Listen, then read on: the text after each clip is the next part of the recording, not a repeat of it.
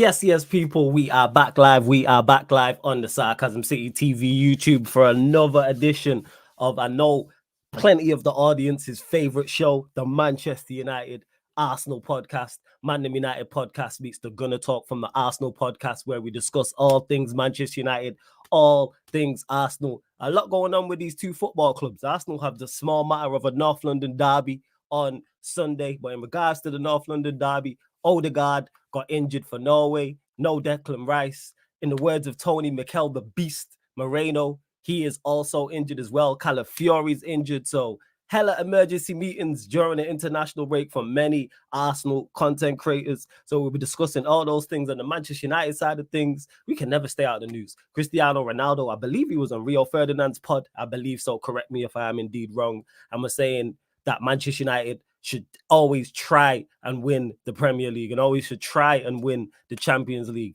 And plus more comments as well that he made. So we'll be discussing all those things. But please, first and foremost, make sure you run up the likes on the video. Hit the like button on the video. Make sure you share this across all of the socials as well. And subscribe to the channel, Sarcasm City TV as well. So first and foremost, let me bring in the usual suspects. You know, my regular co-hosts on the show. We got TJ in the building. We got Tony in the building. What you man telling me? You man good? Good? I am fantastic. My mic isn't working, so I'm going to have to come out and come back in. But before I go, does it sound okay? Go. Yeah. Yo, jump out and jump back in, but we can hear you clearly. Go on, say what you're going to say. I'll jump back and back in, but I'm just so glad to be back on the Tottenham Hotspur Arsenal podcast every week. I don't know why. I don't know why Flawless is wearing a Manchester United shirt. I don't understand it, because if you watch his Twitter, you'll see that he's coys all the time. You know, it's North London Derby week, bro. Why aren't you wearing lily white? What are we doing? Nah, man, United through and through, man. I'm South Manchester, not North London. That's what it is. You know what I'm saying? Okay. This is what I represent, man. Home in Manchester. I get it. Anyway, no, I've been looking forward to this all week. I haven't been able to stream all week long. So the fact that I'm here and I'm with you and I'm with Tony and I'm with all the people in the chat, even though some of them are criminals, I can already tell spookies out there. But Anyway, big up everybody. I'm really, really excited. I'll be right back because I got to sort my mic, but I will be right back. Yeah, it's cool, man. Do your thing. Let's get to Tony very, very quickly. Tony, how you doing, my friend? You good? Everything blessed? Tony. Yeah, everything blessed. Yeah, people, big ups, people. See ya, guys. Yeah, it's always, a blast to be on this show. Even me, myself, I've been quite busy this week. I've not really done shows on my own channel. But you guys know, I always love this channel, and I love this show, So I did my first show this week, just this evening, with Argon Gunner, back from that one. And then, back to back with my brother Flawless and, of course, TJ, who will come in and, we'll have a good chat about, what's going to happen on Sunday. But again, man, I can see that smirk on Flawless face. I'm just looking forward to the show, man. I'm looking at this. I look forward to the show anyway with just you and TJ. But you know what? Special guest people. And I didn't bring you one special guest.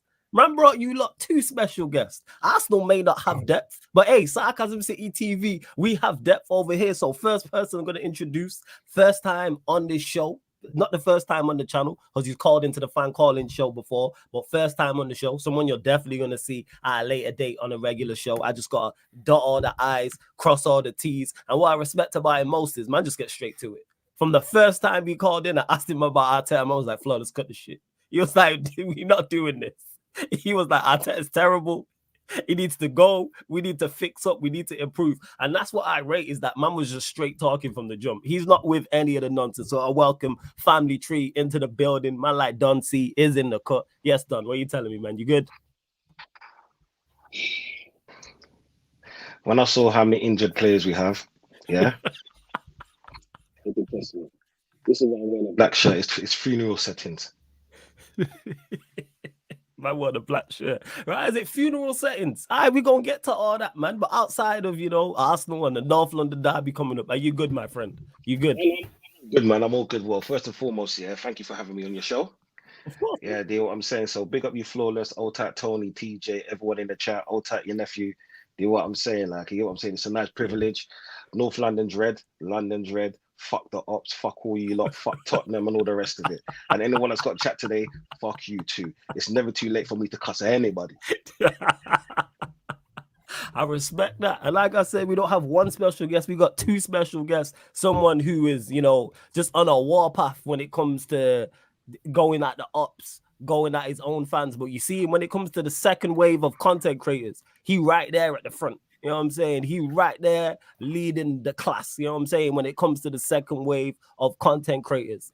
Again, takes absolutely no prisoners, takes no shit, will curse out his own fans, will curse out rival fans, curse out his own players, his own manager, rival players as well. Super entertaining. Let's get it out of there. Like, super entertaining. And we'll curse you out in different languages. That's how you know the dialect even different. God welcome my north side into the cut as well. Yes, family. What are you telling me, man? Yo, what are you saying? What are you saying? Big up to the panel, man. I'm all blessed, man. You all good, fam, yeah? I've been better. What's up? You good? Outside there, you good? What are you doing? You're gonna sit there straight face about what's up. Yo, I didn't know if you know was outside exactly of football, what's man. I gotta ask. That's what it is. It could have been something outside of football. Everyone's dim. You're dressed in black. Don C dressed in black. Tony dressed in black. Everyone dressed in black, man. What's going on?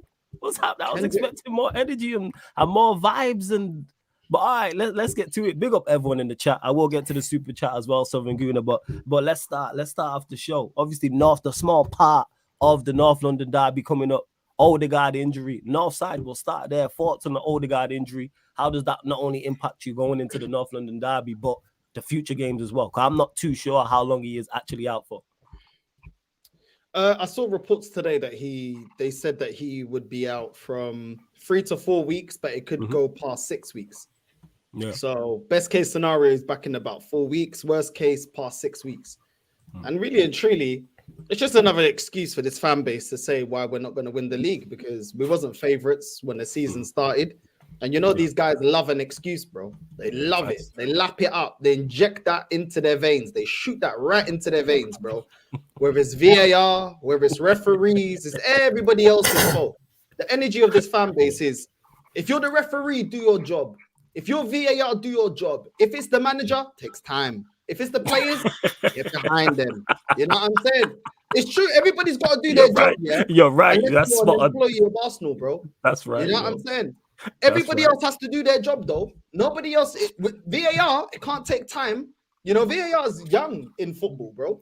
Maybe it's only on phase 3. Maybe VAR's on phase 3. I'd say phase 1. But I hear you. Know what I mean? Maybe 2. Yeah. Do you know what I mean? It's very black and white when they want to apply. Like, do your job when it's convenient to them. And the reality is, the referees aren't amazing in this country. Everybody knows that. But are we not all officiated by the same referees, all the clubs? Absolutely. So are they not getting wrong decisions for everybody? Yep. You know what I mean? Like, what are we talking about here? And this is the thing, bro. This is the thing. Like, you already know the excuse if we lose this weekend, which we better not lose this weekend. The excuse will be injuries. We couldn't deal with injuries. And the reality is we didn't get a number 10. We let Fabi Vieira go out on loan. We sold ESR and we never went out there and got an Olmo. What happened to Olmo? Because we keep saying Olmo after a good Euros kept getting linked. What happened to that? You know what I mean? So it is what it is, bro. We haven't prepared. Every transfer window, they'd be telling us that it's 10 out of 10. One injury to one of our attacking players and we're shuffling everything. It's just they're not gonna have the same energy, bro, that they have for everybody else. They're not gonna have the same energy for the club, bro. It's gonna be excuses. And apparently Nathan and Wari, this is the season he's gonna have his breakout season. So we'll see about that, innit? Because I heard these man gas up Patino, Aziz. You know what I mean? They gassed up Iwobi years ago. They gassed up Nketiah when he scored a hat trick. We've been seeing this, bro. They gassed up ESR. He's not here no more. You know what I mean? So we'll see, bro. We'll see. This is what a lot of this fan base wanted. Yeah, they wanted to back this process, then back it, then innit? Find the solutions. I don't want to hear problems. I want to hear solutions. That's fair. You know what I'm saying? It's like I say, cutthroat, as I would expect. Dante, same question to you. Thoughts on, obviously, anything you want to add into what Northside said, but thoughts on the Odegaard injury, how it could potentially not only affect you, like I said, in the North London derby, but also going forward as well in future games. You know, yeah, I just hope it's something like, remember back in the Wenger days when Henry was supposedly injured and he turns up on match day, comes out the curtain and play. But let's be realistic, yeah. We all knew this was going to happen, yeah. All of us Arsenal fans knew this was going to happen when we realized we let Vieira go on loan and we didn't replace him. We let, as Northside said, let Smith Rowe go on, get sold.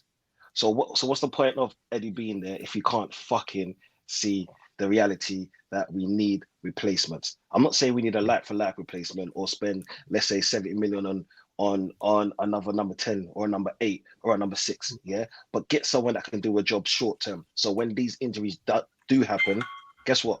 We've got man to come in and say, do you know what, yeah, you can do a job. I'm sick and tired. I'm sick and tired of these Arsenal fans, these little, what do I call them again? Little simp Arsenal fans, yeah, crying over, oh yeah, it's everyone else's fucking fault apart from Arsenal FC.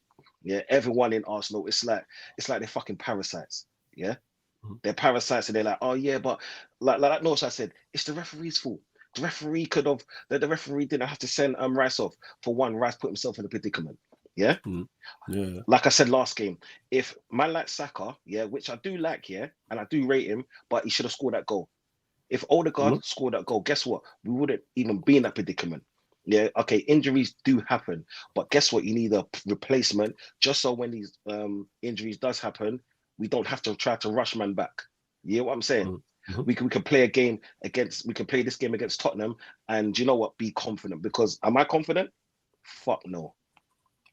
Who are we gonna put in number 10? What, Timber? Even though we just come back, who are we gonna put there? Man is saying Havertz, Jesus up top. Jesus is injured. Is he not back? I thought Jesus was back. I got told Jesus was back. Jesus is back. What we're gonna do? We're gonna fucking bring back Nketiah, that pussy. I'm trying to think. I don't know. It's like I'm not sure. Yeah. I have an idea. Nobody's gonna like it. I have an idea. But first of all, sorry about that. Big up, Dante. Nice to meet you. My guy, Northside. Of course, Northside comes on here, and my laptop decides to take a shit. You know, you never meet your idols. You know what I mean? Anyway, all I'm gonna say is, look, Don. I'm gonna tell you something, and you're not gonna like it. And I told everybody this before this injury bug started. If Odegaard gets injured, you're gonna see Havertz slot in as a 10. You're going to see Martinelli on the left, Trossard in the middle, and Saka on the right. And then you're going to have Jorginho and Thomas Partey behind him. Or they're going to try Nwaneri there, which, honestly, at this point, I don't mind seeing it. Why not? We already said, oh, man, he's the future. He's the guy. Oh, well, you know, he's too young. He can't slot into these big games. He's got to get in eventually. Get him in there now. We've heard about how good he is. And look, I think he is a guy for the future. Do I think he's built for this game? No. But I still think he's the guy, so why not just throw him in there? We played him when he was 15 years old. Played him against West Ham last year. He looked okay. But this is the biggest game of the season. The biggest game of the season. And I'm supposed to say, oh yeah, 1 year he's going to go in there and cook. I have no confidence in that. But you will see Havertz in the 10. You will. I guarantee it. So you reckon it'd be Jorginho, Partey, Havertz in the 10, and then who up top? Yep. You reckon who up top? Trossard. I don't. Trossard is the yeah. That's Jesus not too shabby. Yeah. Trossard Jesus is injured. He's had good performances playing the 9 for us. Where Trossard always falls short is he's usually the dynamo off the bench, right? He is the guy that cooks on the left off the bench and scores the techie goal 60, 65, 70 minutes in. So, I mean, I say that, but again, Flawless, I said this last time. Who knows with this manager what's going to happen? I said last week after we brought in Sterling, what did I say? I said you will see Sterling in the 9 at some point this season. I guarantee there is a possibility this happens. Watch it, and especially with the way this fan base. And sorry, Tony, I'm going to put you on the spot here. Was glazing Sterling after watching a training video. like the amount of people glazing this guy because of comps on Twitter that were put out by the club. Like we haven't watched this guy stink up the Prem for the last 3 years. Like, come on, what are we doing here? Guys like Northside, guys like Don C, they get it. They get it. They're not a part of the Matrix. Do I still think we can beat Tottenham? Yes, because I think Tottenham are absolute shit. But if we don't get all 3 points, there will be hell to pay. I'm sorry. Because it's over. Then it's over if we don't get all 3 points. It's over. Sorry, I'm done. So TJ, you gotta remember, Sterling worked with Arteta. So because Arteta used to work with Sterling, guess what? You're right. They're gonna run it back 6 years, and 6 years ago Sterling was on fire. So Sterling is the new Messiah. The Raheem Remontado. He is gonna be the boss that's gonna take us to the promised land. Yeah, he's gonna take us to Van Hala. Yeah, I heard that about Zinchenko and Jesus too. Man. I think I remember. Yeah, and you remember Havertz. Havertz is the guy. Jorginho was the guy he wanted for years. This is what I'm saying. This is why I can't take a lot of these Arsenal fans serious, because they gas up these over the hill people, footballers, which are very talented, but not talented for our squad. And I'm sick and tired of buying OAPs. Yeah, it's like Arsenal's become a fucking retirement club. Yeah, get your last paycheck and bounce. We did it with Willian, right? How many more times? And we're going to see this season after season, and we're supposed to sit here and be happy about it. I'm supposed to be classed as a negative Arsenal fan. No, fuck that. Why can't Arsenal live up to the hype which we all as Arsenal fans expected to? No, you're right. You're right. Do things. I don't want to be no second place bride again. See, Go on, Tony. Go on to flows yours, Tony. See, I'll just come in here. I'll just come in here quite quickly. Big up to you, Don C, man. I've never been to a show with you. I've never seen you before, but it's nice to meet you, man. Like your energy, brother. Nice to meet you. Not side, I've done stuff with this guy. This guy has helped me in my YouTube stuff. So big up. Big up, bro. Come on, man. What are you talking about, TJ, man? TJ, what are you talking about, man? What did I say? See, don't see, not side. What are you waffling about when I was talking about Sterling? It was clear. What did you say? What did you say about Sterling? Scheme, yeah. What did you say? What did he say? Go back and watch the American Idiot show if you didn't already. Listen to Scheme. Just listen. He was on with me and Oregon Goon, and he was glazing. I want you guys Sterling. to just judge me. See ya, guys. This is just the thing. I was talking about Martinelli, because everything I talked about Sterling was based on context, and this is the context. I've looked at Martinelli's displays last season. Switch it up to this season, the games he's played, and he's still being favored by this fan base. This fan base, they like him. He's being given a pass, while Kai Havertz is being criticized day in, day out. But Kai Havertz has been the one that has scored goals this season. He's the one putting a decent effort. While Martinelli is down there dishing out stinkers week in, week out. And no one wants to talk about him. They want to pick the little guy and put him down and leave the king to stay there. No. And I said, you know what, why don't we start thinking about, Sterling coming and replacing Martinelli, since he's just dishing out stinkers? Quote me if I said anything wrong from what I said last week. This was exactly what I said. I'm seeing Sterling in training videos. I'm not saying it's the best. For crying out loud, I don't even like that signing. I don't even was doing business with Chelsea in the first place. But again, if Martinelli is down there dishing out stinkers, can't even cross a single decent pass to the 18-yard box, why don't we put in Raheem Sterling to at least give us a decent cross down there into the 18-yard box in the final third than Martinelli, who is doing nothing. That's the context through which I said it. So now it's now based on what you guys think. Do you want to keep Martinelli there to keep dishing out stinkers, or do you want to try something new? Because a fool tries the same thing all the time with nothing at the end of the day. Why don't you try Sterling down there, down the left? How about that? Why don't we actually context start through which I moving came serious? Why don't we actually start through moving serious? that Sterling stuff. Why don't we actually start moving serious instead of doing these last-minute deals? No, players that's a different conversation. And this fan base trying to tell us that we're going to revive players, bro. Where's Marquinhos, bro?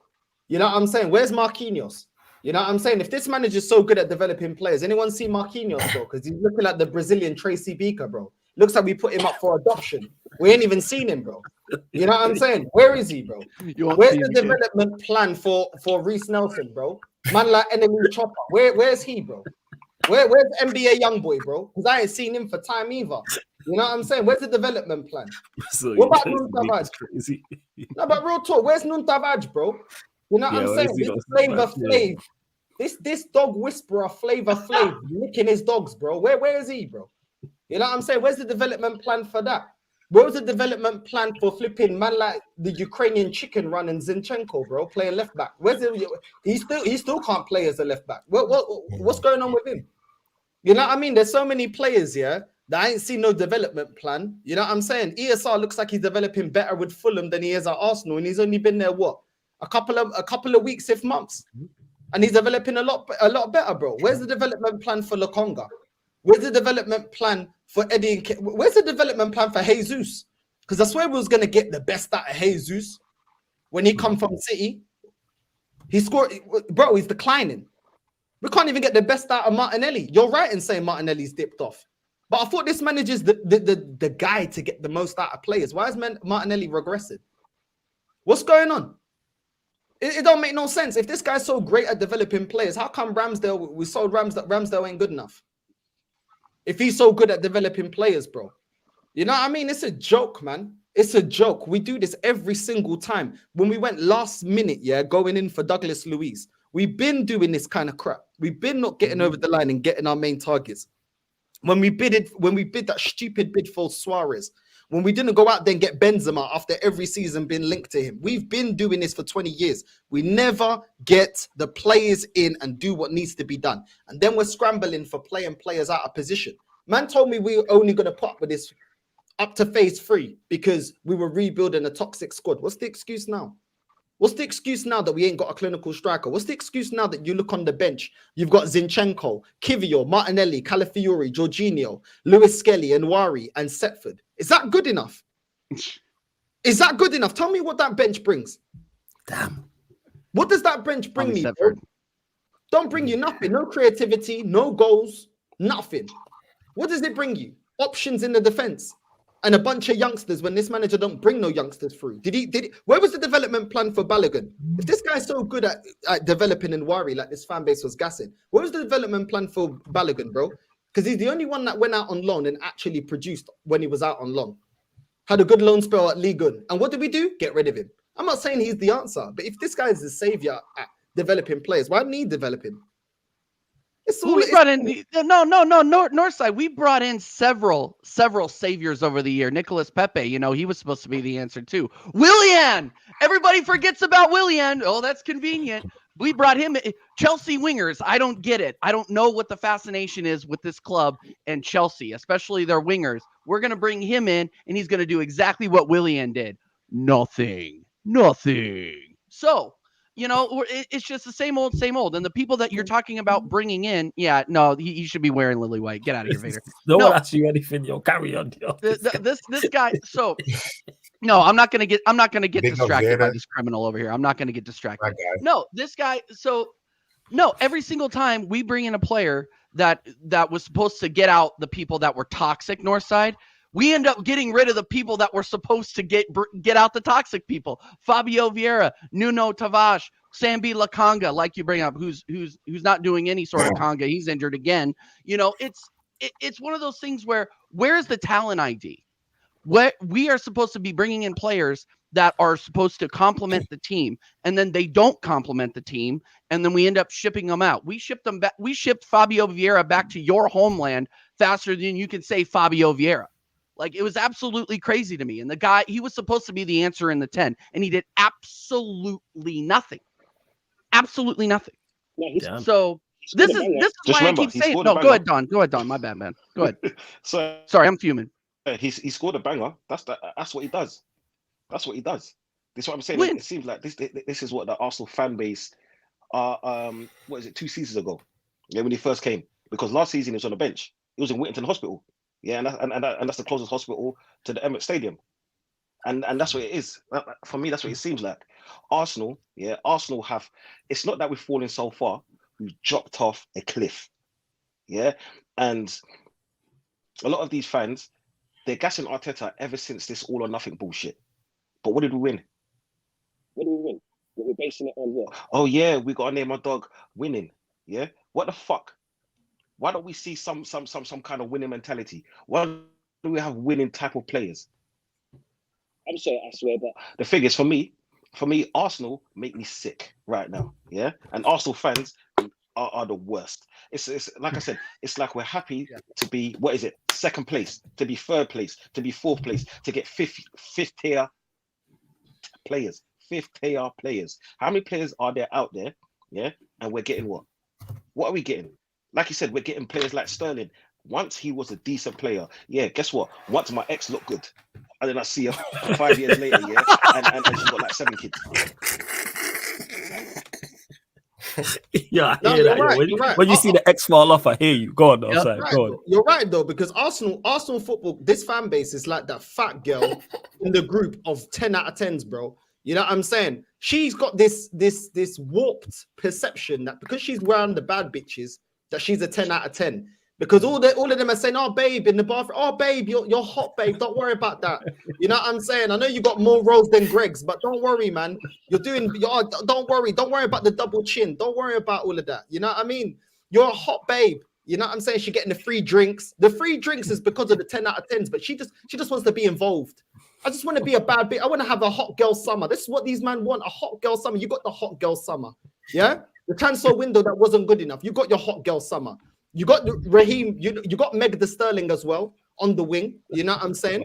You got Meg the Sterling as well, since you man love eyeing up players as well. You can watch his booty cheeks. You know what I'm saying? Alongside watching flipping Odegaard's beard. You can have all of that, bro. These men just want to be participation FC. They don't want to win. They don't want to be that, bro. They want to be the Michelle out of Destiny's Child. They don't want to be Beyonce.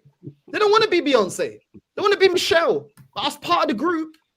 But you didn't just want to be part of Destiny's Child. Yeah, they just want to be. That's what they want. You know what I'm saying? Meg the Sterling. Remember Latoya? But again, yeah. I remember Latoya. Go on, Tony. Go on. But again, yeah. This is the problem, and this is why this fan base, yeah. This is why I have a problem with our fan base. When people literally want to, critique the football club, they're not allowed to do so. It's bonkers for me. But the thing there is that when they come up with this, positive, negative, I hate those kind of nomenclature. Stop giving those names. Yeah. Because someone should be able to critique what's happening with the football club and also have the same license to actually praise the team if we have anything good coming up. But right now, who's facing this whole stuff going on right now? It's with the fan base. We're all wrecked. Now Odegaard is out. We don't have a striker to score goals for us. We're wrecked. We're totally wrecked. There's no negative, no positive in in the whole conversation right now because as a fan base, we're wrecked together. That's it.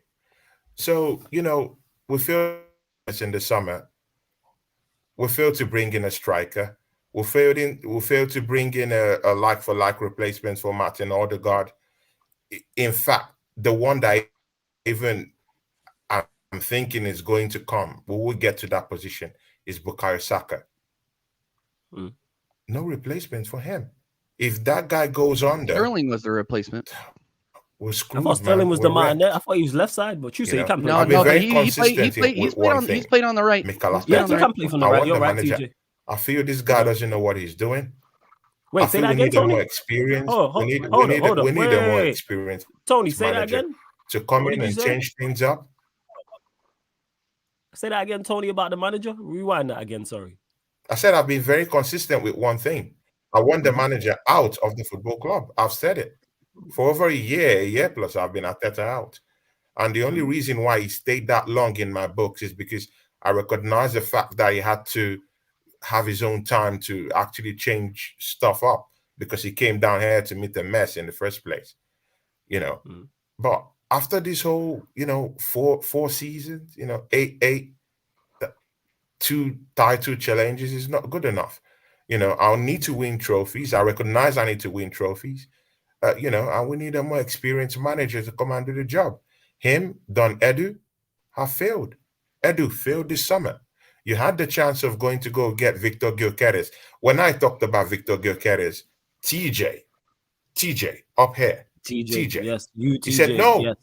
I don't need him. Say no. I don't Facts. want him. I never said Then that. who do you want? No. Literally We can't never get said Ivan that. Toney. But here we are. We It's can't Tony's get any of fiction these hour. players. I literally Never said wanted that. Victor Gyökeres. Story, Tony Claude The story guy time. up there. He doesn't want him. He doesn't like him. Northside watched a lot Never of said that once. Portuguese, of course. He has a Portuguese ancestry. But again, Northside. You watch lots of Portuguese football. Isn't Gyökeres a kind of striker that would come to Arsenal and fire us to the top? Right now, he already has 10 goal contributions already in September alone. Do you rate him And highly? TJ says Did you want him? he's not good enough for Arsenal football. Literally never said that. Gyökeres. He never. Do you rate Gyökeres Northside? Do you think he's the guy? Like, would he have elevated Arsenal? I like him. I think he's a good striker. He wasn't number one on the list of strikers that I wanted, but he was on that list. Yeah, and getting him at least shows ambition, because at the end of the day, no matter who the fan base want as a striker, it shows intent. Yeah, and it may work, it may not work. At the end of the day, I didn't really like Ben White. Yeah, I didn't like him as a centre back, but it worked as a right back. He was a better player than I thought he was, and I was glad to be wrong. Like, I want to be wrong. Even though Gyökeres wasn't my number one choice, I did think, with Darwin Núñez, he had one good season at Benfica and then left. I know Gyökeres is at Sporting, but at the same time, one season in the Portuguese league, a lot of these players that left early in recent time, not just strikers, but players from the Portuguese league, it hasn't really worked out for them. It hasn't really worked out for João Felix. It kind of stopped his growth when he left a bit too early from Benfica. Renato Sanchez, Darwin Núñez, you know what I mean? Even Rafael Gonzalez, even he has struggled a little bit at PSG. So I feel like they need a couple of seasons in the Portuguese league before transitioning to the Premier League. But I still would have been happy at the fact that, okay, the club's moving with intent. The fact that would have shown it. Didn't do anything flawless. Do you know what I'm saying? Like, I'd rather take a chance with Gyökeres than go with players that I already know what to expect. And it's, do you know what I mean? And it just I fully get what you're saying. I hear that. Because Veta, that's me and Veta was talking about this yesterday. Veta, that's what I was talking to you about yesterday. I mentioned that about the intent. Because we were talking about Liverpool and Arsenal obviously chasing Manchester City and who's going to be the closest, etc. And I was talking about that in the window. You mentioned there, if you lot go and sign Gyökeres, it shows that you want to. Even if Gyökeres doesn't work out, let's say you sign him and he flops. It's like, okay, the intent was there to go and get a Gyökeres, to go and get another top quality player, whether that's a midfielder or wherever. So, I hear you. Can I ask Tony a question? Tony, do they make Q-tips in Finland? So you can clean out your ears and not tell bullshit lies. I literally did not say that I didn't want Gyökeres. What I said was I didn't want Osman. Last week you said it, man. I did not say that. Not at all. I said Osman. You said Osman. You said it. Don't deny it. I said Osman. Embrace it's completely different. Embrace it. Completely different. I didn't flop. I take mine. Just like your Sterling take are the stars aligning on the Sterling take. I've been delusional in some cases. I All I'm accept it. saying- I accept yours. You definitely have been delusional in some cases. Shout out to my guy Cam. Cam will be back next week, people. So this show Yeah, about to get definitely. crazy. But I Cam will embrace be mine. back I on don't deny next mine. week. But Cam I will was be just back on saying it. that Big up Cam. you Love said every here time. last week that you don't even want to get it. You said it. You Where's said the it. clip? Why Where's the denying clip? it right now? I'm not gonna do Because this, Tony. I'm Northside not is gonna here, do this with you because because you Duncy make is up here, shit and every you week. maybe will call And your this is bluff not. out. That's just not Come on, true. man. Don't do this. It's just not true. But Come on, if he brother. doesn't watch the play, Don't if he do doesn't this, watch man. the player, Don't do I this. understand him saying though that You saying didn't that. say it. Tony, You didn't say it. I didn't say it. even if he did, yeah, at least he's not pretending he knows about a player that he doesn't watch. You know what I'm saying? So if you don't want a player because you ain't seen them, I understand it, bro. You ain't. Why would you be convinced on a player that you don't watch? You don't watch that league. I understand it. You know what I mean? Instead of what people do these days, gassing up players that they've never seen. Like Jean Neves, I told Like man, Mikel yeah. the Base Moreno. I hate you. Go on. When Man Mikel United were Merino. linked to Jean Neves, yeah, and Man United fans that I know asked me about him, I said he's not ready for the Prem. And then he got bought by PSG, and they're like, "Oh, but he went PSG." I'm like, "Bro, that league is not on the same level as the Prem, though. So what are we talking about?" And he's surrounded, arguably, player for player, with the best team in the league. So we all do well there. The jump from the Portuguese league to the French league isn't the same as Portuguese to the English league. It's not the same thing. He ain't ready. You know what I'm saying? He wasn't even a very convincing starter for Benfica in the first place. I mean, He's I a said player this that's same under thing the like 2 weeks ago. Flawless was all over my neck. Hey, yo. Whoa. I mean, I said this yo. thing about the French league. Everyone Pause was that on one, my man. neck. Hey, Pause Right that. now, yo. Hey, no the big Diddy guys and in all the that house. shit. No, But pause. Hey, Pause. yo. What is The going big on, dog Tony, is in man? the house. Hey, Northside is in the yo. house. No. I said Hey. this thing. No, wait. This is discrimination. Come on, man. Pause a little bit. I said this thing about this is discrimination by my own fellow blacks. I said this. I said this exact same thing about the French La Ligue, about the French Ligue 1. Oh, Flawless was on my neck. I Hey, was yo. laughed at. The charge, they all blinked hard at me. But Man screaming black on black crime, you know. Listen, you know what, Tony? I rate the fact that you were like, you know what? I want someone who has the balls, who has a pair of balls, to come for Northside here. Come for him. Those are the charts who have big mouth. You know, when I was saying this, come for Northside now. Come for Northside. Yeah, that's what I thought. Scared people. I don't even know what you're talking about anymore. I know what he's talking about, so I'm gonna get to it because Okay. I'm gonna get to it because with Tony without Bro, context. this fan just base like I didn't miss it. No, I must have Our missed fan base something. I'm is sorry. roasted. you might know. Now the big dog is here. No one wants to talk. I think he was on. Everyone is I think he was on the show. I think he was on the show. So what Northside just Our said fan was base the is jump. deluded. The jump. No, he said the jump from League On to the Premier League is bigger than the jump. No, sorry, the jump from the Portuguese league to the French league is bigger than the jump from the Portuguese league. The jump from there is bigger to the Premier League than it is to League On. That was not the conversation whatsoever. The conversation we was having, because Tony was trying to prove a point. He was saying he don't rate players from League On, full stop. That's what he was saying, which is just incorrect. That's what you said. No problem, man. That's not a spin. That's what got said. But hey, we move. You know what I'm saying? But like, you know, there's footage of this. So if you want to go check it, people, you can go check it. That's what was said. That's nothing to do with what Northside just said. Northside did not say anything of that. No, I'm saying you said you don't rate players from League On, period. Even though as an Arsenal fan, that's crazy because the vast majority of your best players in the Premier League have come from League On and are French. But hey, you know, a whole different conversation than that. So I don't know. I don't understand the correlation. It's a good reach, though. You know what I'm saying? You try, man. It's a good reach. It's a Dowsim. I'll give you that. But there's over 100 people in here. Run up the likes, people. Run up the likes. There's only 54 likes. Let's get up to 80 likes. Big up to Southern Guna for the super chat as well. Much appreciated. He says, can't say I didn't warn folk. Season is washed in capital letters. And Edu needs to head on home. Don, we'll go to you on this. Is the season washed already? Let's say you lot beat Spurs. I don't think it's out of the realm of possibility you do. Is the season washed? Is it done? The season's not done. It's only 3 games. Yeah, let's be That's what I'm realistic. thinking. Yeah. Mm-hmm. But what didn't help us was obviously the transfer window. Yeah, it's okay. Are we going to beat Spurs? Yeah, I think we're going to beat Spurs 2-0. Right, but is it going to be a complimentary 2-0? No, it's going to be a hard fought 2-0.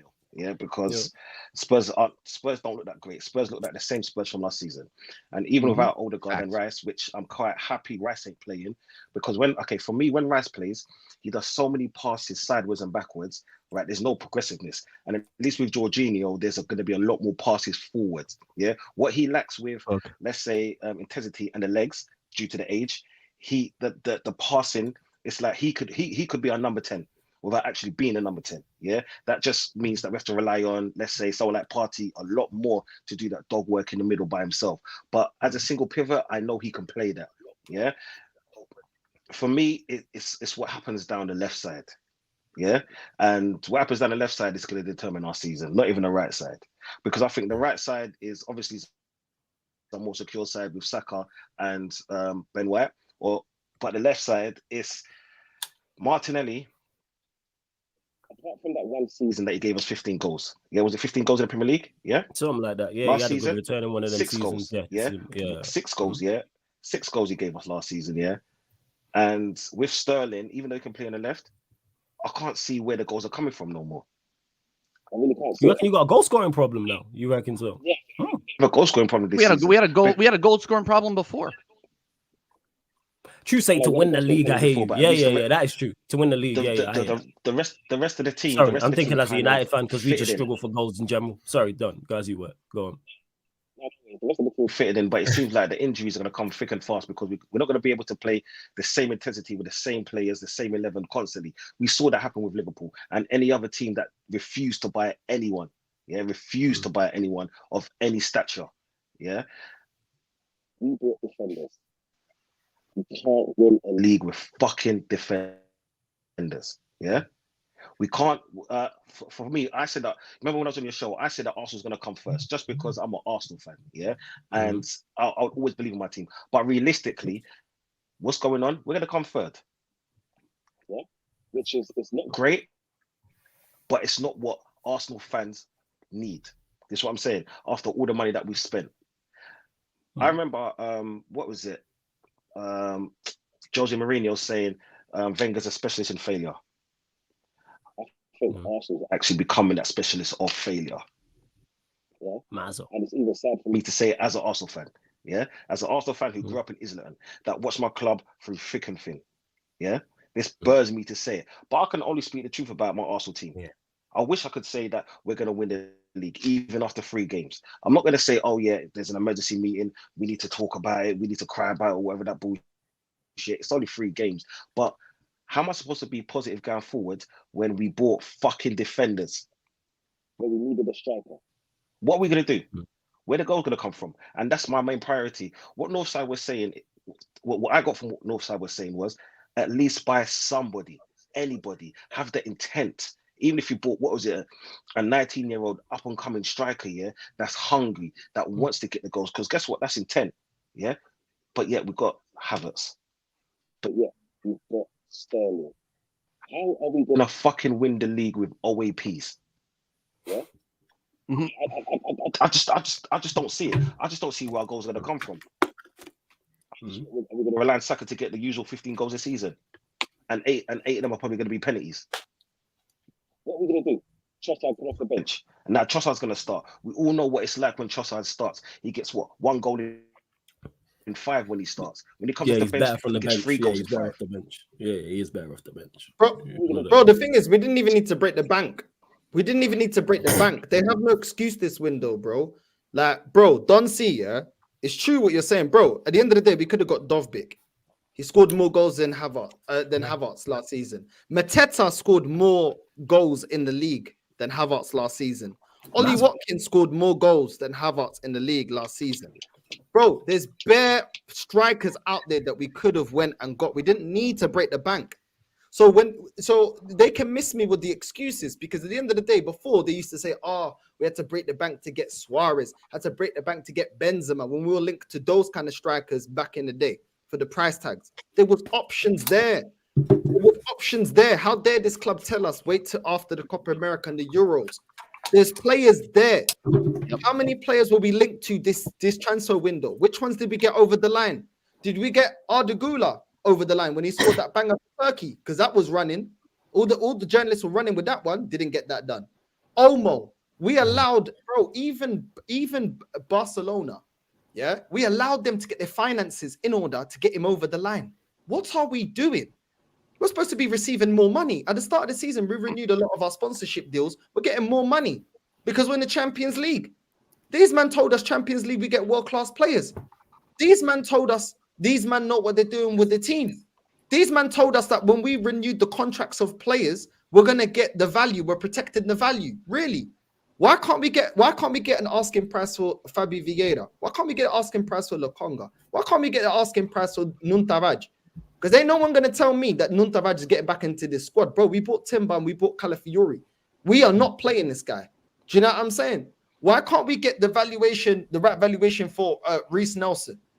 Do you know what I'm saying? Bro, it's a joke. It is an absolute joke. They sell us lies, protecting the value, but then we're struggling to sell players we need to move on that are not good enough. It's a joke.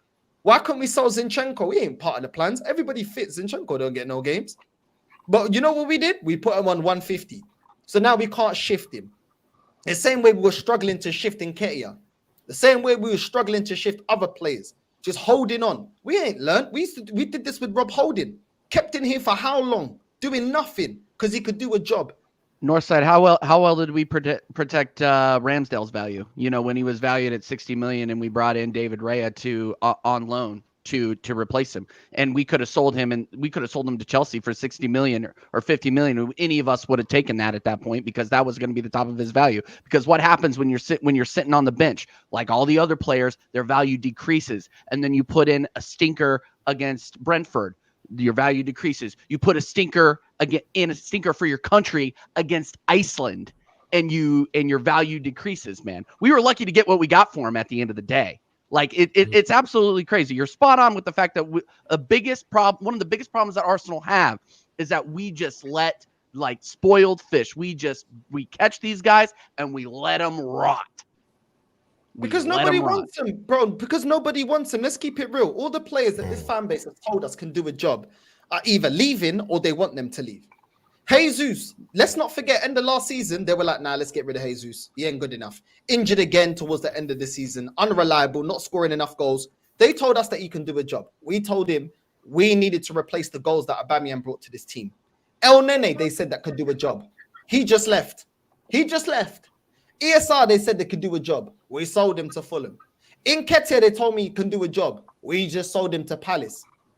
Reece Nelson, they told me he can do a job. No, he can't. Not in the manager's plans. This is what these men do, bro. This is what these men do. These men, never get held to account. But the people like us that call it out, they always want to try to hold us to account. But we're right every season. These men told me, and told everybody else, Declan Rice was at West Ham. Partey was at Arsenal. Casemiro at United. They said Partey is the best DM in the league. Then we get Rice. Nah, we don't care about Partey. Now it's all about Rice. He's the best. They told us Zinchenko is one of the best left backs in the league. Then we go get Timber. We don't care about Zinchenko. Then we go get flipping Calafiori. He's Maldini of defenders. These men are flipping liars, bro. They are liars. And they will gas up any player that ain't good enough. When we got Kivior, I said to man, he ain't good enough. He got cooked in the Champions League. But now because we got the new toy in Calafiori and Timber, now this fan base want to be real about the situation. When we had Ramsdale in the first season that we was in the title race against City, they were saying that Ramsdale's one of the best goalkeepers in the league. But in this season, they're happy to get rid of him. Oh, no, Raya's better. But Raya was here. You weren't saying that when Raya was already here in the league. Do you know what I'm saying? Every time they get a new toy, they gas up that new toy. And then everything we said about the previous player, all of a sudden, now it's okay to call that player out. Now it's okay to say Zinchenko ain't good enough. Now it's okay to say Nketiah ain't good enough. Now it's okay to say ESI ain't good enough. Now it's okay to say that Ramsdale ain't a world-class goalkeeper. Like, why does it have to always take this for this fan base to realize, bro? And now they want to get behind this other youngster that they've barely seen. Why? Because he did well in the under-21s. Nketiah did well in the under-21s. Did that translate to men's football? No, it didn't, bro. So who gives a crap? I've seen this before. I don't care what man's doing in the under-21s. Does that translate to men's football? Most of the time it doesn't, bro. And when these men are trying to label all these players, bro, Bojan was supposed to be the next Messi. Januzaj was supposed to be the next Messi. Do you get what I'm saying? I've seen players come and go, young players being gassed up about they're going to be doing this, they're going to be supposed doing to be that. the guy. Yep. What are we talking about here? What are we talking about here? These men will continuously die on the sword. Martinelli is an average player, bro. It's just because of the passport. It's passport gang. Because he's Brazilian. What did he do? No, but real talk, bro. What does he do? Passport gang, Bro. Come on, man. These men are over-gassing this guy. This guy ain't good enough, bro. This guy ain't good enough. If he hasn't got space in behind, he ain't cooking nobody. They're laughing at Doku. Martinelli ain't much better, bro. Stop over-gassing the guy. Just because he plays for Arsenal and he's young and he's Brazilian. The guy ain't all that, bro. If the opposition play a low block against Martinelli, bro, he ain't going to cut in and cook you. He won't beat you 1v1. He can only cook you for pace. What's the difference? But because he plays for Arsenal, I have to gas it up. For what? His end product is trash. We talk about Saka being a young player. His numbers have to go up, bro. He's falling behind Saka, and Saka ain't even world-class. I like Saka. He's a good player. Martinelli ain't even on that level, but we gas him up because he's young. Bro, he's same. If we got the energy that Saka has to deliver, why is this guy not delivering? This guy's declining, bro. But these men want to gas up what? Yep. It's ridiculous. Spot on, man. Pretty much. There's no. I don't Spot see anyone in on. the chat No. And saying here's the it. thing. Here's the thing. Go on, And TJ. we got people in the chat being like, "Oh, why don't you challenge Northside?" Because he's spitting facts. Okay, because he is actually telling the truth. Like, how am I supposed to refute that? As my guy Tony says, the proof is in the pudding here. We are not seeing the output from these world-class players that we should be seeing. And that's it. We should have won the league twice by now with these players, according to the way that the cult of personality that's built up around this manager props them up like this. And look, this could be a very, very good thing because now we get to see how super Mick really is. Like, I'm actually really excited to see this because now everybody that's been gassing up the youth now get to watch them try to win the most important matches of the season. We will be, if I'm lucky, if I'm being honest here, we'll be lucky to get 4 points out of our next 3: Tottenham, Atalanta, and Jeez, you know Man what? City. Yeah, let's actually look pull into it up, that as pull well. it up, Yeah, pull it up. because shout out to Because it's Warrior peak. Jakes. It's Yeah, peak. away at Spurs, away at Atalanta in the Champions League, away at Manchester City, then at home to Bolton in the Carabao Cup, home to Leicester, home to PSG in the Champions League, home to Southampton. The 3 away games are the tough ones. The home games favorable. Obviously, I'm not sure how well PSG are doing. I know they're playing well in League. They just extended their manager. They obviously believe in him. They believe in Enrique. Well, but home to Bolton, home to especially I'm looking more so at the Premier League games as well. Home to Leicester, home to Southampton are favorable. It's those 2 away games though, where let's say you draw against Spurs and lose to Manchester City. And Manchester City also win this weekend as well. Then how far are you behind them? And we're not even in October. So I get that. So you were done there. I seen you shaking your head. I was going through these fixtures. Concerned, worried? I'm worried, man. Like with a thin squad, yeah. You said how far are we gonna be behind Man City if we draw against Tottenham? We was behind Man City because we didn't buy anybody. Yeah, first and foremost. Yeah. If we draw against Tottenham, Man City's gonna win. Man City's gonna win. Let's not sugarcoat it. Against Atlanta, if we draw against Tottenham, we'll probably lose against Atlanta. Yeah. Arsenal would have put it past me with a shit performance and be like, oh yeah, but do you know what? Yeah, it happens. We've got a paper thin squad. Then we got Bolton. Cool. We probably beat Bolton. Yeah, and then we lose against Leicester. This is what I'm saying. And then did you know in typical Arsenal fashion, we'll spank PSG. In typical Arsenal fashion, when there's no fucking pressure on us.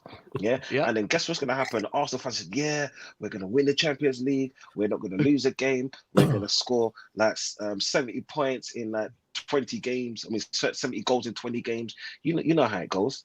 Like when you see these finishes, some of our fan base said we can get 85. So yeah, you lot can do that easy. But go on as you were. But the difference is like we know Man United, innit? Man United are more delusional than Arsenal. They're the new banter club, innit? That's what I'm saying, and I'm proud to say that. So happy I'm about saying that. through the 2000s when you lot were beating us, like you lot was on top. Yeah, cool, and all the rest of it.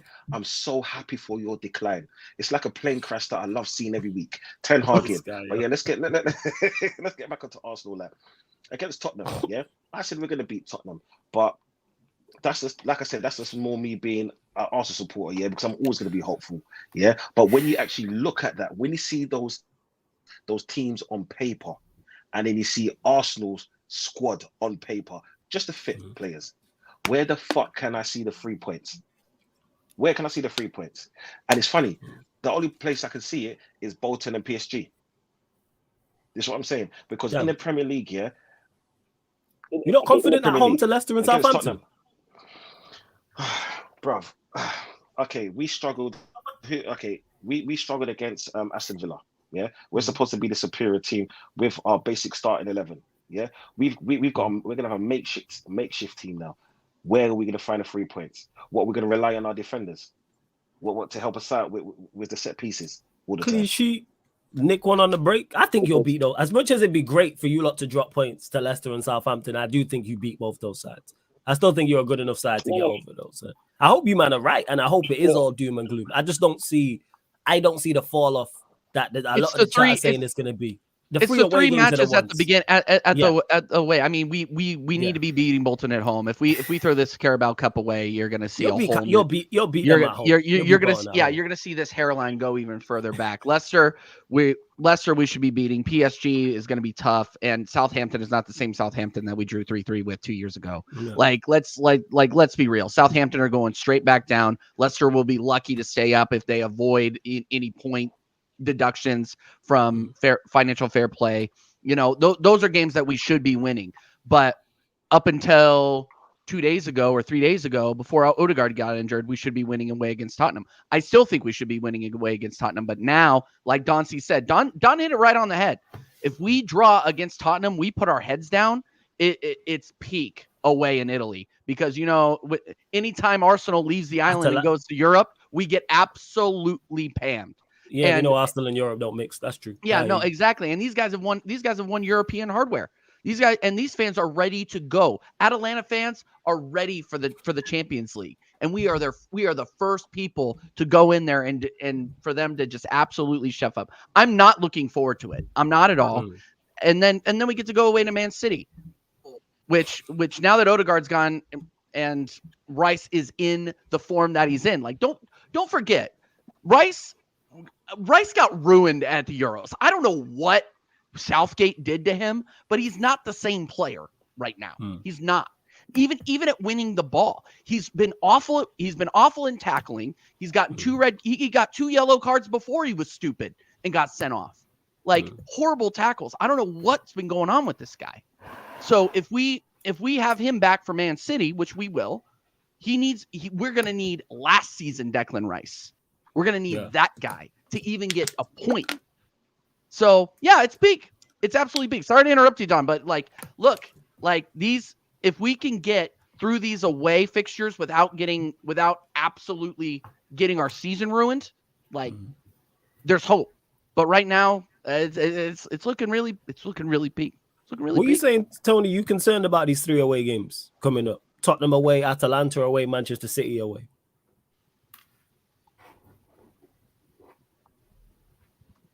Tony.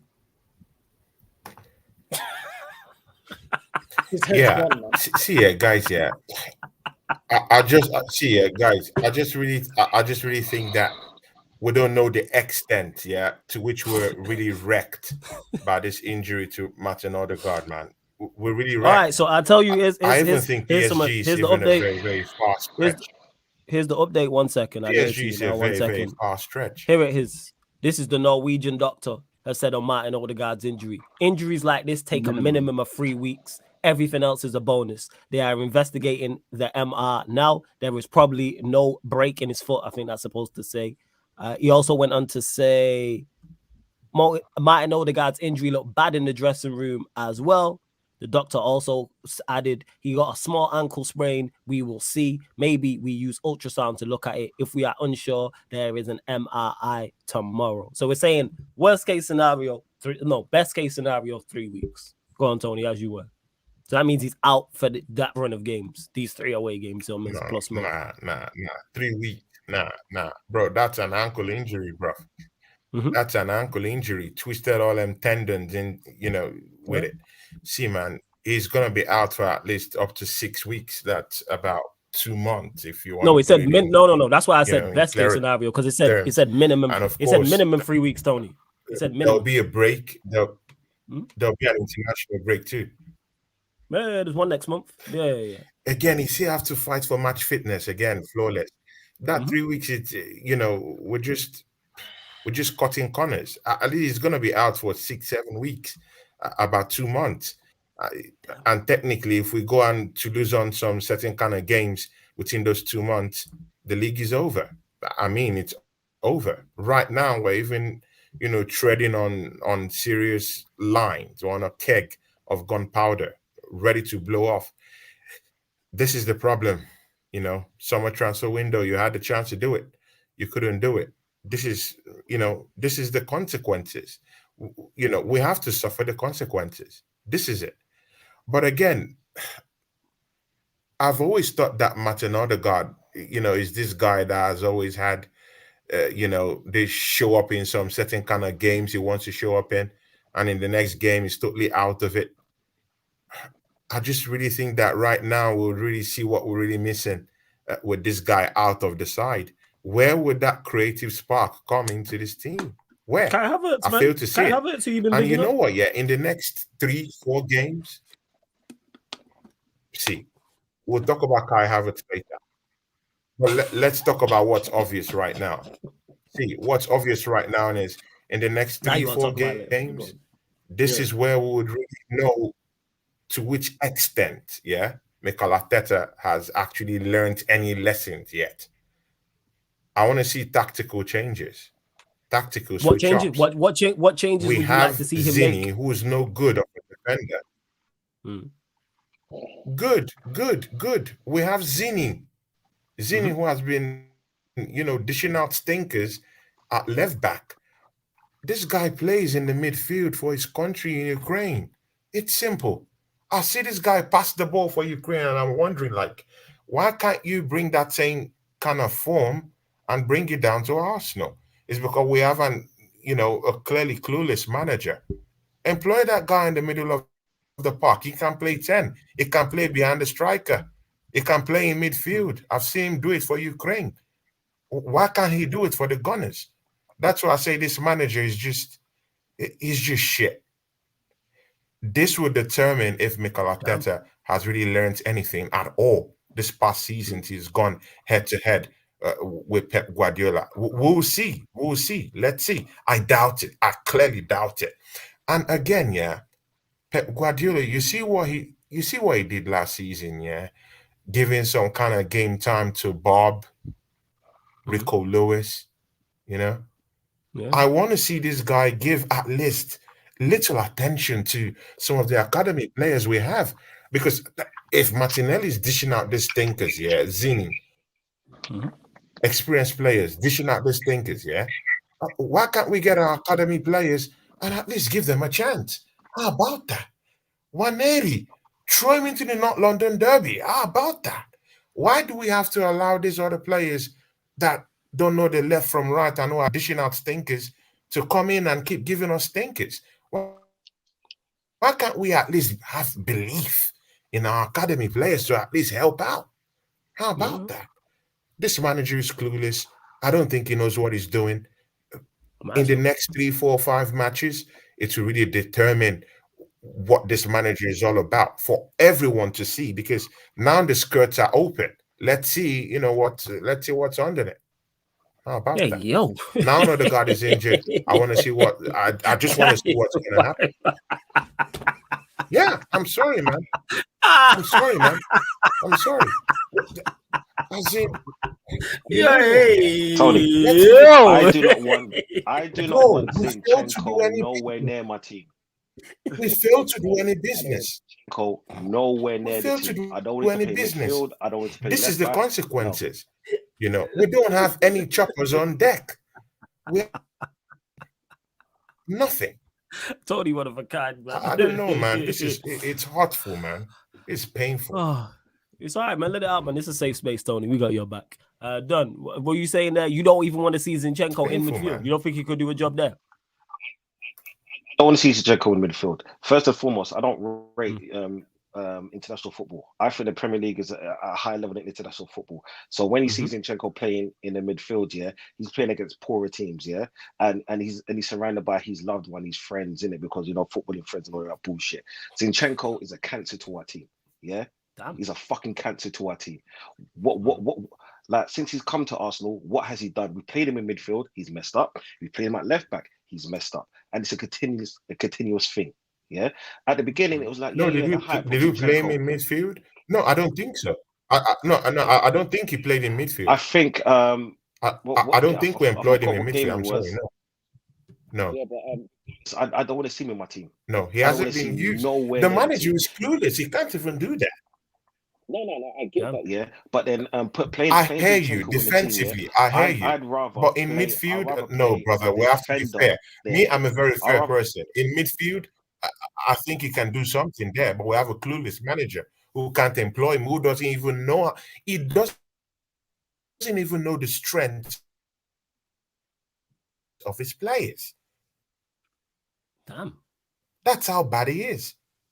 Jesus. He hasn't employed Zinchenko in the middle of the park. The manager's case. Damn. And big up to Suj for the super chat. Says hit the likes, subscribe to the panel, people. Yes, Suj, big up for the super chat. Run up the likes. Still over 150 of you lot in here. Only at 90 likes. Let's get up to 100 likes, people. 10 more likes, girls. Make sure you subscribe to all the gang. Subscribe to Northside's channel. Subscribe to TJ's channel. Subscribe to Tony's channel. All links are underneath in the description, people. Gonna add the links to the title in a second, but they're all underneath in the description. Anyway, mods, be kind enough to put Tony, TJ, and Northside's channels all in the comment section. Make sure you subscribe to all of the man then. Make sure you do so. Don, going back to you, because you're saying no Zinchenko, you ain't trying to see him regardless. What lineup would you pick, Don, for the North London derby? Obviously, no Rice, no Moreno, no Odegaard. Jesus, he said, is out also. Calafiori's, I believe, is also injured, correct? Or is he fit? I'll pick Torre, Ashley Cole, Campbell, Jens Lehmann. We got a time machine. Perez. Time machine, time machine. No. Do you know what? Okay, the back four kind of picks itself, yeah. With White, Gabriel, Saliba, Pepperine, who's it? Timber on the left. In the middle, it has to be Jorginho and Partey. Yeah. On the right, Saka. The left is where I'm having trouble because I don't want Martinelli playing, but with his pace, he's always going to push them back. Yeah, with the high line as well. That's all play. Yeah, but the thing is, Martinelli can't use high line. It's like ever since Martinelli came back from his injury, the 2 seasons ago, it's like he lost his pace, and I don't understand how old is he? Like 22, and it's like he can't run anymore. So who's this? You talking about Martinelli? Who's this? Sure. You say Martinelli? Yeah, Martinelli. Yeah. You know what? The moment he came back, because I've actually seen him like he's 20. Yeah, he's 23 years old. He's 23. 23. I haven't seen him beat anybody. I haven't seen him run past anybody. The number 10 now. See, the left of the number 10 is a bit hard for me. I think that we're going to play. Who would you play? If you was the manager, who would you pick? If you was the manager, who would you pick there in the 10? I'll play Trossard there. Okay, so you play Trossard, and then who would you play as the 9? Havertz. Because technically, on the left, on the left, we're gonna have to go with Martinelli because we've got no one else, and that's how bad. So you play Martinelli on the left, Trossard in the 10, Saka from the right. We play Martinelli on the right. At the 9, we're gonna have to play Havertz, and that's what it's because we've got no one else to play, and that's how painful it is. Because then why do we criticize Kai Havertz so much and leave Martinelli? If you want Martinelli to still be on that left-hand side, I think we criticize Martinelli plenty. I think Martinelli's been criticized a lot. Yeah. About Kai Havertz anyway. Did you not hear Northside criticizing Martinelli? Yeah, look what Martinelli has done to my guy Northside. Look what he did. Look at Northside's face. Just put Martinelli up there. Because he said you have nobody else. No, he okay, all right, Tony, let's go to yours. Tony, let's go to yours. Let's go to yours. Tony, let's go to yours. Tony, let's go to yours. What's your 11? You're the manager. You're in charge for the North London derby. What's your Arsenal team?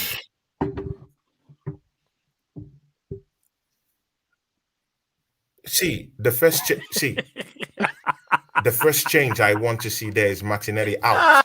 That's the first one. Martinelli out of the way. I don't want to see that guy start that game. Yo, He's that's the not first what person out in my list. Can I get an I don't 11, want to see please? him. Can No I get crosses, an 11, please? No decent pass. He Tony, doesn't even look at the ball. I need an 11, Tony. He Who's your doesn't even look at goalkeeper? the ball. That's all well and On good. the bench. Who's your goalkeeper? Who's your goalkeeper On for the the North bench. London Derby? No, Who's your goalkeeper? Who are you playing in goal, man? That's the first on my Cool. list. We'll get to that. First Who are chop you on playing my in goal? Who are you Good. playing in goal? David Raya, no. David Raya. I want to see Saliba. Okay, who you playing at right back? David Raya. Raya at right back. Are you sure? All right, cool. Go on. Ben White at right back. White, definitely. Okay. White. I want to see Saliba. I want to see Magalhaes. That. Mm-hmm.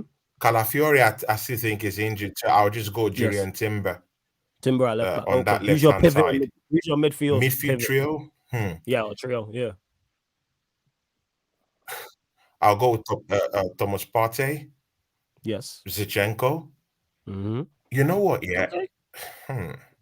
I want to throw in Nwaneri. So you're playing Partey, I want to throw in Zinchenko, and then Wari as your midfield trio. But to be safe, I might just yeah. You're the manager, I want to throw in Nwaneri. You'd play that free. So you'd play I want to Partey, Zinchenko, and Wari. Yeah, sure. Cool. Yeah, sure. Saka on the right. The reason why I want to throw in Nwaneri is the reason why I want to throw in Nwaneri down there is because I know that Trossard isn't a first half guy. And it would be nice to get off the bench. I mean, if you're Trossard, and bring him in the second half and see if you can pull any of all those second half stunts, that he can pull. I'll prefer him to come from the bench. Then Sterling on the left. Okay. Sterling on the left, Bukayo on the right. Kai Havertz number 9. Blood clot Havertz, shout out to troops. All right, first. Interesting midfield. I don't want to see Kai Havertz in the middle. Yeah, I don't want to see Kai Havertz on the middle. Unless you want to see Kai Havertz on the middle. We've slacked this guy off for being in left center mid. I want to see him play center mid. I want to see him play center mid. That area. So I want to, forget Gabriel Jesus. He offers nothing to this team. Why this loyalty to these dead players? What's the loyalty to Martinelli? What's the loyalty? I have no loyalty to these guys. I don't care about them. Yeah, they've not won me a league title. There's no loyalty to these guys. Gabriel Jesus, I don't want to see him. Martinelli, he can start from the bench. How about that? All right, cool. Yeah. So no Jorginho. That's a surprising midfield. Kai Havertz all the time. But Martinelli just runs away. That's a clear favourite. Totally really one of a kind. It's like picking on the little guy. No, it's true. It's like picking on the little guy, defenseless guy. But Martinelli, everyone loves them. Everyone is a fanboy for this guy. Why? I have no loyalty towards him. And when I see people defend this Martinelli and what he's doing in this team, it hurts me, man. It hurts me. He can't even pick a decent pass.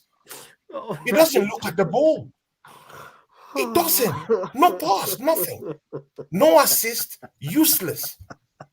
And then we criticize Kai Havertz. Why? Where's the fairness? Where's the justice? Where's the justice, yo? Where's the justice? Where's the justice?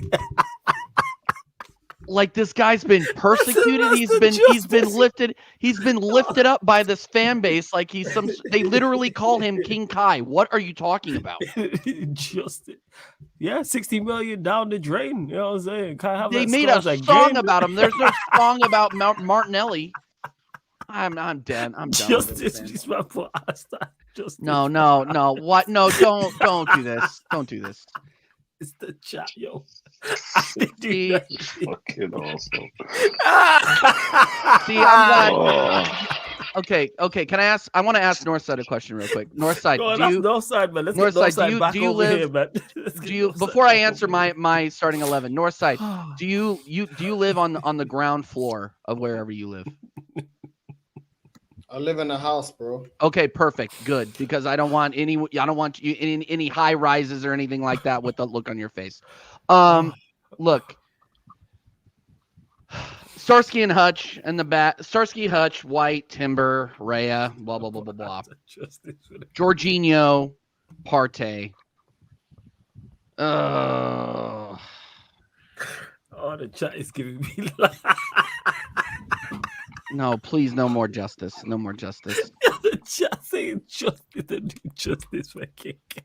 This is so bad. Oh, justice for the king. Hey, that one's gonna stick, Tony. Yeah. That someone's gonna clip that, yo. Where is the justice? No, like Flawless is the only one laughing. Like, It's I the should way tell he you said enough. it with so much passion, yo. Man said it. Hello, he said, Correct. no, we're talking about Where Tony is here. the He justice? says everything with passion. He says everything with conviction. Man, that shit, yo. Man, I say we the my justice, my Lord, Savior, King. I was gonna take in the no and that, you know what I'm Oh, saying? you man, the idiots, yo. Just all God. that, No, Hey, somebody- none of that. None of that. Someone clip that, yo. Please, somebody This is clip so that, yo. bad. You gotta run that. You gotta run that tune for him, man. Lamar, bro. If there's any justice in the world, you know what I'm saying? That's what man. one's gonna be. Oh, be running that. Screw it. Yeah. No, I'm not. You know what? I'm not even gonna. I I'm not never, even bro. I gonna. never see Flawless this Alright. energetic when we're talking about Man United, bro. Look how energetic he is, bro. No, I know. Yeah, Well, no. Yeah. This is the only You know way. why? Northside. You know This is why the it only is? way that he can cope. It is. You This know is why? the 'Cause only love- way he can cope. It is because misery loves company. So welcome. You know what I'm saying? Pull up a chair. You know what I'm saying? We got a drink for you, like a couple of What do magnums you for mean, you. welcome? outside, don't We've worry been here about 10 years it. longer than you, bro. You're new Hey, to the squad. at least you see some good football. You know what I'm saying? Yeah, And that. At least you never see some left. good football. Yeah. You're new in the area, bro. We've been here. No. You know what I'm saying? You say you never left, but at least you did up the house. You might have not left the ends. We did up the house. You're You not got from TV, this county normally, massive bro. We've been players, in this you know. county for the last 20 odd years, bro. You know what I mean? Welcome to the area, bro. No, Jez, get out of here. No. Justice for King. Right? No justice. No. Where is the justice? Let that fly on Twitter, guys. Let that fly on Twitter. Let that fly on Twitter. This is unbelievable. We can't be allowing Martinelli, No. running away with his crimes. While we're out here criticizing Kai Havertz, and Martinelli goes away with all the stinkers. Yeah, Zini gets away with all the stinkers. We can't have that, man. Then he doesn't get away with anything. We can't have that. How many goals has he scored? Tony, why? Oh, man, For the season? How many assists? If we've Tony, why? let's be fair. It's the best, yo. Hey. No, the problem is that Martinelli walks into everyone's Tony. 11. Tony, And I have a problem with that. I have a problem with that. He walks Get it off into your chest, everyone's Tony. first 11. Get it Why? Get it off your chest, Tony. He Get it walks. off your He chest. might work into Northside's first 11. I don't know. I've not heard it. But with Yeah, he said our he's, brother Don C, he walked straight. He didn't even flinch. He didn't Strolled even him. pause to think, You know what I'm like, saying? he's Okay, involved no. with dictators. Okay. You just rush to him, and he hit me a type of way because I don't know if every other person If you Let listen it go, to man. his, You just doing loyal, it. son. Let it go, bro. Let it go, man. It's That is lawyer, man. Did you not hear him outside? Justice, man. Tony, This guy's will not stop. passionately Tony, backing Tony, Kai, bro. Like, what? Tony, What's going on, bro? Tony, we're here to help you. Tony, if you listen to what I said, because our squad is paper thin, we have to play him. I don't want to play him. We have to play him. Yeah. And I criticized them earlier on Now his I 6 get it. goals. Now I get it from your perspective. If you ever see me on Flawless' show, you'll see that I cannot stand that motherfucker. Yeah. I don't want him at Arsenal. Yeah. But because we have to play him, we have to play him. Who else are we gonna do? Who else is gonna play there? What, Sterling? It's either Martinelli or Sterling. The devil you know or the devil you I'll don't. take the That's chance. what I'm saying. What? But we might as well play Casper there. For all I know. Yo, the chat is killing me. Yo, why repeat the same thing time and time again when you know to end in failure?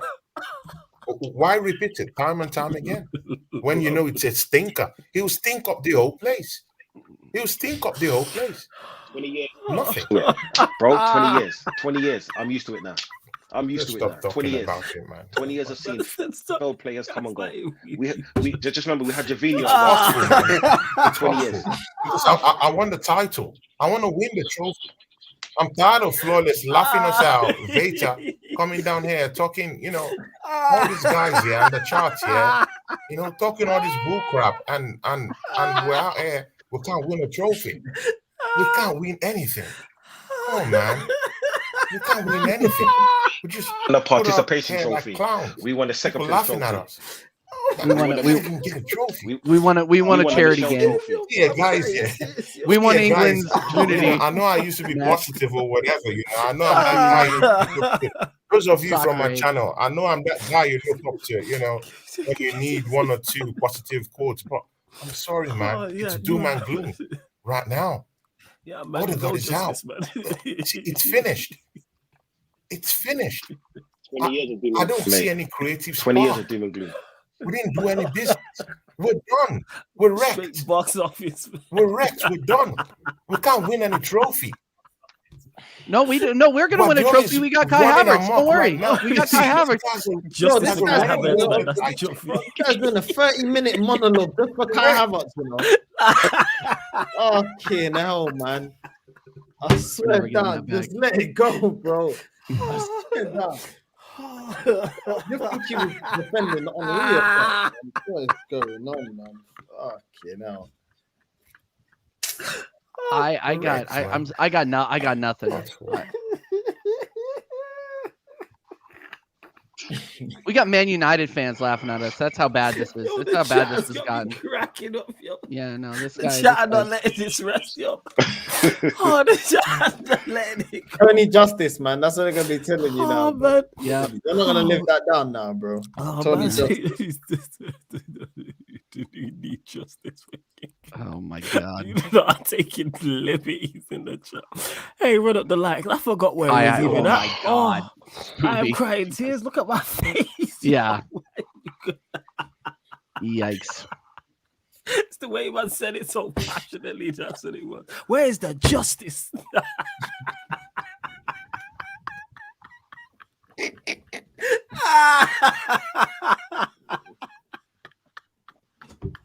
Oh shit, yo. I can't breathe, yo. But you're supposed to be ready with the shot stopping because you're just busting up. I'm man. sorry, Yeah. man. I apologize. I'm sorry. Right. So TJ, back to your what's it called? back to your shit, man. You look me look Who like cares? I'm crying, legit. Who cares? Back to your lineup for North London Derby. Who cares? All right, fine. Yeah. Rhea, same back line, Timber, Starsky and Hutch, White. Jorginho Partey on the left, Martinelli for the pace. He'll probably put in a stinker and get pulled, but I like our chances on the left side because I honestly don't rate Spurs. I'm not gonna lie to you. Especially on that side of the pitch.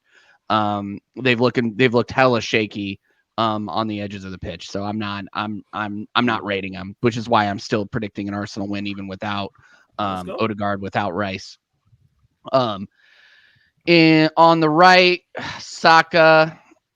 Oh God, in the 10, it's time. It's time. It's just throw in Yeri out there because I don't trust. So you playing Yari? Yeah, I don't. I'm going to be honest with you. We've seen enough of Kai Havertz playing in this midfield. We've seen enough. We've seen enough. And then just put either Trossard or Kai Havertz in the 9. It doesn't really fucking matter, to be honest with you. Just put hashtag justice for Havertz in the 9 because he's been there, and we'll see what happens. But yeah, I just don't. I mean, and the only reason I say that is because I just don't rate. I don't rate Spurs' midfield. They're going to be without Van de Ven potentially. Yeah, they still don't have Solanke, no Basuma. So so we're going to be going up against Papa Bissouma Mets. No, is they're out. not going to have Basuma. Yeah. Yeah. Bissouma is out. So they got you Yeah. got Papa Bissouma is out. Metsasar. Yes. You got Papa Metsasar who's going to be slotting in there. Like Yeah, honestly, Bissouma is out. I honestly, yes. So you're going to see a midfield of what? Madison, Papa Metsasar, and Bentancur. Nah. I don't rate that at all.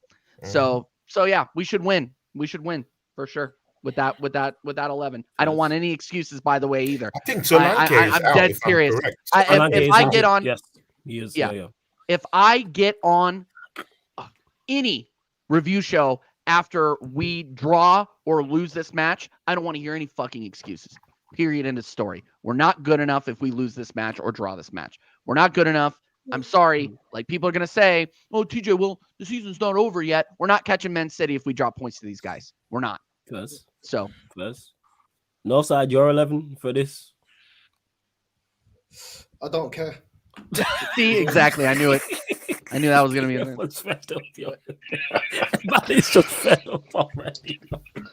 Manny's just fed up already. I hate you. It's not my team, bro. It's not my squad. It ain't my manager, so they can figure it out. This is not what I want. They can figure it, bro. Nah, Fez, I fully hear what you're saying. Hey, you lot run up the likes. Over 170 of you lot in the building. Make sure you run up the likes. Please make sure you continue to subscribe as well. These man just kept going in the chat. Subscribe to Northside, TJ, Tony. That being said, on the Manchester United side of things, we can't stay out of the news. International break. You already know with United. As I put in the title, Ronaldo criticized Eric Ten Hag. Let me actually find the actual quotes that he said. So I am not indeed paraphrasing. 1 second. So this is one of the things he said on Ten Hag. He said, Manchester United, in my opinion, they need to rebuild everything. The coach says they cannot compete to win the league and the Champions League. As the Manchester United coach, you cannot say that you're not going to fight for the league or the Champions League. You need to have the mentality that even if we might not have the potential, we're going to try. You have to try. And when Bruno came out and said what he said, it's exactly what I said. You don't come out and say it, even if you don't have the potential, which Manchester United don't. Nobody thinks Manchester United are good enough to go and win the Premier League or even go and compete. But as the general leading the army out to the war, you don't turn around to your troops and your soldiers and say, "Hey, we can't win this war." Who lied to them? What quote was that from? Who said that? That is Ronaldo said that. It was Ronaldo. He was on Rio's podcast, 5 UK. So that's where it's from. And I said this about Bruno when Bruno said what he said about, "Oh, we can't compete. The aim is top 4." Yes. He's not lying when Bruno said that. That's one thing he didn't say, but you're not supposed to say that as the captain. I can say that as a supporter. Other content creators who you know can say that. That's fine because we're not out there. What does that? I said this as the captain. What does that do for the rest of the players? What does that do for the youngsters? Where is the belief? You should at least believe that you can overachieve. That should be the belief. What kind of belief is that? So let's say, remarkably, in some alternate universe, Manchester United then find themselves in a title race. Let's say that would happen this season. Then what's going to be in the back of everybody's mind is what the captain said. How are you supposed to overachieve if that's the case? And people are going to praise Ronaldo for saying this when it's obvious. Because the craziest part about people praising Ronaldo, when he was here the first season and all these problems was here, because the Glazers was here, there was no, because he mentioned the footballing structure as well. And the place needing rebuilt. When he was here his first season and was scoring all the goals, he didn't say nothing. Had our worst ever finish at that point with him in the side, didn't say nothing. Worst ever manager at that time didn't say anything. Then as soon as you're out of the side, all these problems arise. You know why? Because it's all about him in that sense. Because he scored 18 league goals in his first season. Man said nothing. Then he went on Piers Morgan and said what he said and everyone praised him. And it's like, what? You had your eyes shut for 12 months. You've been here a whole year. So all of a sudden, you only realize 12 months in that things haven't changed since you left, that the stadium needed upgrading, that the training facilities upgraded, that Manchester United are no longer on their mind, are no longer of the mindset of win at all costs, because it was about him. It's only when he was out of the side, then all these problems arise. Ironically, we had a much better season that season than he left than the one he had before, because we finished 7th and had our worst ever finish, obviously, up until last season. So what are we doing out here? But yeah, like what Ronaldo said was spot on. And it's crazy how people will criticizing me or criticize others for stating what Ronaldo says. But when Ronaldo says it, it's okay. That Bruno shouldn't have said that what he said. Like, and yeah, flawless with regards to CR7, right message, wrong messenger. I ain't really trying to hear from you. Because when you was on the inside, you didn't change nothing. You didn't say nothing. It would have been because big they of were him. trying to resuscitate his career. Like that. This is my whole problem with Ronaldo. No, this is my whole problem with Ronaldo, and I don't care if he's people's GOAT. I really don't give a shit. His best days are behind him, so he's just trying to grab some headlines because he's not getting enough of them out there in Saudi playing in front of 200 people. So I at the end of the day, it's a headline grab. Like you can go back and you can criticize your team, but unless you were saying it like 10 years ago, who really gives a shit what you say? Like, dude, come on, you were hitting the button at the Champions League draw. Like, give me a break. Like, that's where you're at now. That is where you are at now. That is your levels. So, there are other, and you're not even, here's the thing about that pisses me off about Ronaldo. Like, why don't our heroes just ride off into the sunset? Why can't you do that? Like, what is the problem with doing that? Like, I get it. Messi went out there. He went out and chased he went out and chased the bill. He's going to end up having his own MLS team. He did it for largely financial and future reasons. Like, there's going to literally be Messi FC in America at some point. But Ronaldo, I swear, it's about money and it's about him. That's always been that way. And I'm glad you just said that, because Ian said here, why expose your employer while still working for them? Make it sense to do after he's out. Okay, then that's cool, but that means you care more about the money than you do Manchester United Football Club. Because he claims, I still love Manchester United. So if you love Manchester United, instantly as soon as you come back and you see things are going south, speak out. Because he's Cristiano Ronaldo. Saying this shit 10 years ago. He would get so much backing if he would have said that. But you know why he didn't say that at the time? Because he was playing well, like himself from an individual standpoint. Even though the team wasn't performing well, he was performing well. He got 18 league goals. I think he got. And even if he gets fined, he doesn't even need the money. Even if they don't pay him for a month, he don't need the money. They don't pay him for 6 months, he don't need the money. He makes more money off of football, so it doesn't really matter. The consequences ain't even that serious. I think, go on. That the way he's moving, typical. It's kind of like, you remember the abuse I was getting, or the criticism, should I say, that I was getting when I was at United? You see, it ain't me, ain't my fault. You see what's going on now? I warned you lot, ain't my fault. That's all it is. It's all to say, yo, you guys blame me. I've left. The problem's still there. Instead of saying, do you know what, Ronaldo, you was brought in to be part of the solution. You weren't part of the solution. You was also part of the problem. You was part of the problem. You didn't make the team better. You were selfish. You wanted to grab all the headlines, and you're doing the same crap you do for the national team. He's saying all of that, to clear his name, because he's still upset about the criticism that came his way. Because he seems like the type of guy, as soon as he sees any type of criticism, he holds on to it.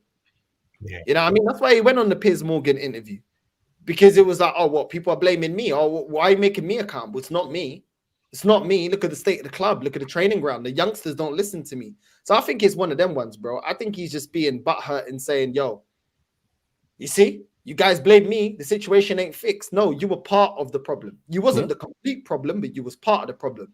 And you was brought in on big wages to be part of the solution. You weren't part of the solution.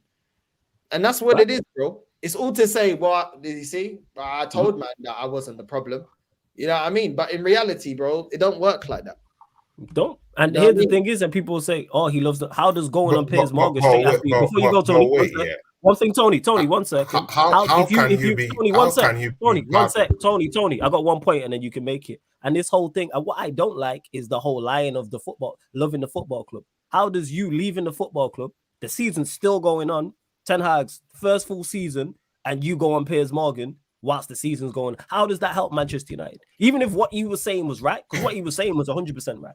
Everything bar the manager thing, I actually agree with. When he called out the Glazers, been calling out the Glazers for years, you don't get points for that. When Manchester United were three-peating and winning Champions Leagues whilst he was here, his first stint, green and gold scarf was in Old Trafford. I know because I was there. So like, what are we talking about here? Like green and that's LUHG has been a thing since they got here in like 05. So like, let's not do that and give him praise in 20, I think it was 21, 22, whatever season it was, whatever year it was, for stating the obvious. We all know how bad. You can see from the visuals with that. How does that help the team? That's what I don't like, is the whole, it's Manchester United first. No, it's not. And that's okay. You're not supposed to be Manchester United first. I even critical of him for not being that. He's never been about the team. Flawless. He's never been about the team. Look at what Benzema did, to allow Ronaldo to get all the goals and the GA in that Real Madrid team. Benzema sacrificed his game. When has Ronaldo ever done that for the benefit of the team? When has Ronaldo put the squad first, bro? Do you know what I'm saying? Even Portugal in the Euros is another example away from Real Madrid. You're in the final. Yeah, you're propping up all the players, bro. You're just flapping around because you want the moment to be about you. And then when the flipping blickest guy from Portugal scores the goal for us to win it, then you want to be celebrating, trying to do the John Terry thing, putting the kit back on. Yeah, it was me. You didn't win it for us in the final. But you're always pointing at yourself. Now that you've regressed, you're making the Portuguese team worse. And instead of bringing the players through like Messi does to Argentina, you screaming and shouting. We won the other day.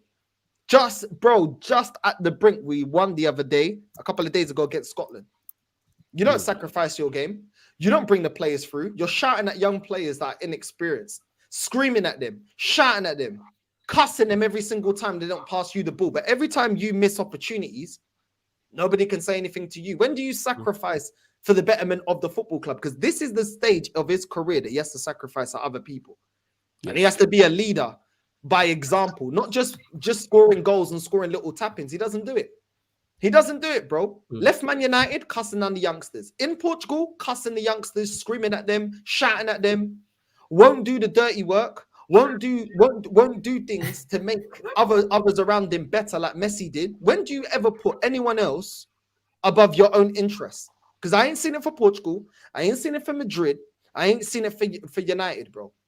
The only time you're happy is when you're getting the service for the tapping and then you get the headlines. But every time you're missing stinkers, you don't want to be criticized.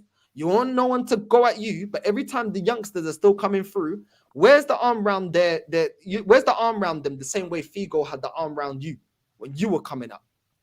Where was that? What about when you went Man United? And you had the whole squad, Rio Ferdinand and everyone had the arm round you when you were getting kicked about in the Premier League. When do you display that leadership that you received at Man United, that you received in Portugal? You don't show that, bro. Every single time you don't get your way, yeah, you're doing interviews with peers, or you're kicking off at the young Portuguese players, or you're kicking off at the manager. When we were losing to flipping, what was it, Morocco? Was it Morocco in the World Cup? And then you were benched, you come on at halftime, you did nothing, and then you're complaining about the manager, Fernand Sanch, that got fired. But what did you do when you come on the pitch? What did you do to justify being selected in the 45 minutes, bro? What did you do? But you go straight to the manager and bitching about the manager about how I should have started the game. You did nothing in 45 minutes. You're supposed to be a world-class player.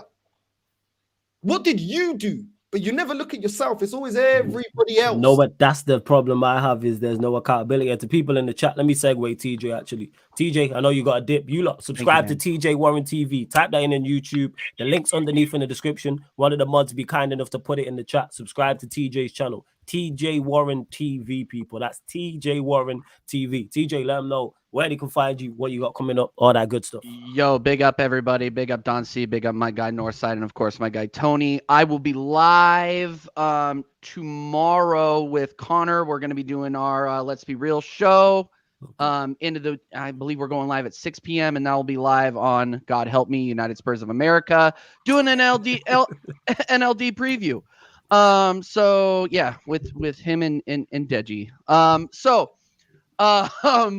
Going and tune into that. Subscribe to my guy Jacob, and then I'll be live again with Jacob doing a North London Derby preview, or doing a North London Derby watch along. So that will be absolutely wild. So I would really appreciate if you guys tuned in for that. What time and then is American. that? That's it. We're going live, I think, at 7:30 my time, so half an hour before kickoff, I believe. Okay. So we're going live. No. I was talking about the United Spurs of America. United Spurs of America. Yeah. Oh, the preview tomorrow's at 11 p.m. UK. Okay, 11 p.m. UK. Catch him with that. I am. Yeah, catch some of that. Yeah, it'll be wild. It'll be a lot of yelling, cussing. You know how it goes. Jacob writing fiction novels live on air. Anyway, yeah. Big up everybody. Thank you so much for having me, Flawless, again, and I'll talk to you guys later. Every time, big up to TJ. Shout out. Make sure you subscribe to TJ Warren TV. Shout out to you, Lauren, as well. But yeah, to people in the chat as well, when they hear me being critical, Ronaldo is one of my favorite players of all time. He is still one of my favorite Manchester United players of all time. So there's no hatred towards him. He's a part of the best Manchester United side I've personally ever seen, that 08 team. So there's no critique from him from that sense. I'm just balanced. I can criticize the player who I love. Like I said, he's one of my top 5 players of all time. But I'm just not hearing any defense of him when it comes to this. Yeah, that's what it is. Ronaldo, the GOAT, surrounded by bums at United. But he came here, though. That's the thing.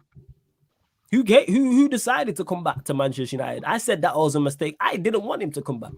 The reason why I didn't want him to come back because of the situation that we was in, because of the terrible team we had, because of the terrible manager we had also at the time. He decided to come back. And when we had that first season, it was like, the team was woeful. We had our worst ever league finish at that point.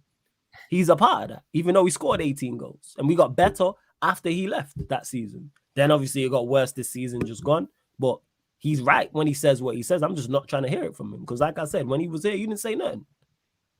When we had our worst ever league finish, you didn't say nothing. You weren't walking out of the stadium. You weren't walking away from the bench. You were up on Piers Morgan TV, criticizing the Glazers and all this. But all of a sudden, when it's not about you, it's a problem. But all right, I rate him for coming back, trying to help. But no, he came back for the check. That's why he came back. He didn't come back for the love of the club. He came back for the check, and because we were the only team that offered him a contract. That's why. No other European side offered him a contract, and I said this at the time. Once he leaves Manchester United, no top European club is going to come in for him. And that's crazy because Piers Morgan asked him about it. And he was like, yeah, top European clubs was in for him. Name him then.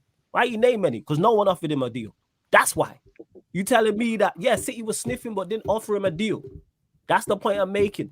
City were interested. Why would you? Of course, you're going to be interested in Cristiano Ronaldo. So are you saying you know presumably that the GOAT? So are you saying that presumably that the GOAT didn't have any other place to go after Real Madrid? Is that what you're saying? No. After Juventus. So what are you saying? After Juventus, I'm saying. So when he says that top side jostled for him, why do you doubt it?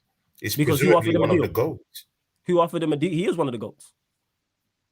He is one of the GOATs.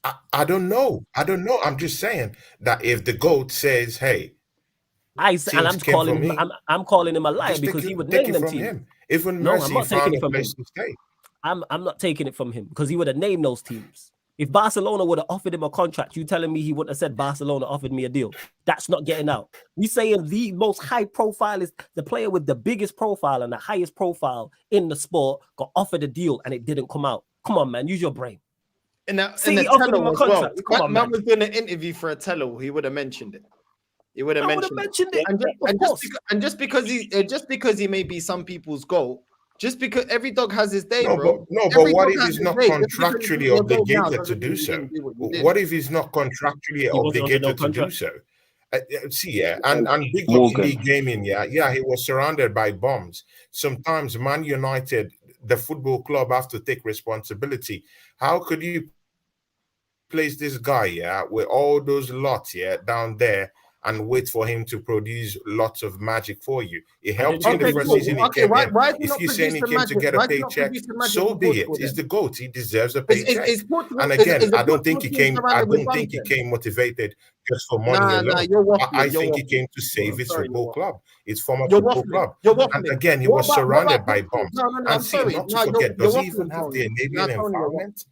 I mean, the training facilities were off. You're waffling, bro. The roofs were leaking. In terms of team quality, it's not waffle. It's the truth. Even Flawless has told you that that's the truth. No, because for Portugal, you can't say he's surrounded with bums. He's surrounded with a lot of talent. One of the most talented teams in international football. We're talking about the club side. We're not talking about Portugal club side. What's the difference? We're talking about Manchester United football. We're not talking about we're mixing two arguments, Tony. What I'm saying is, let's go back to the original point of what I said.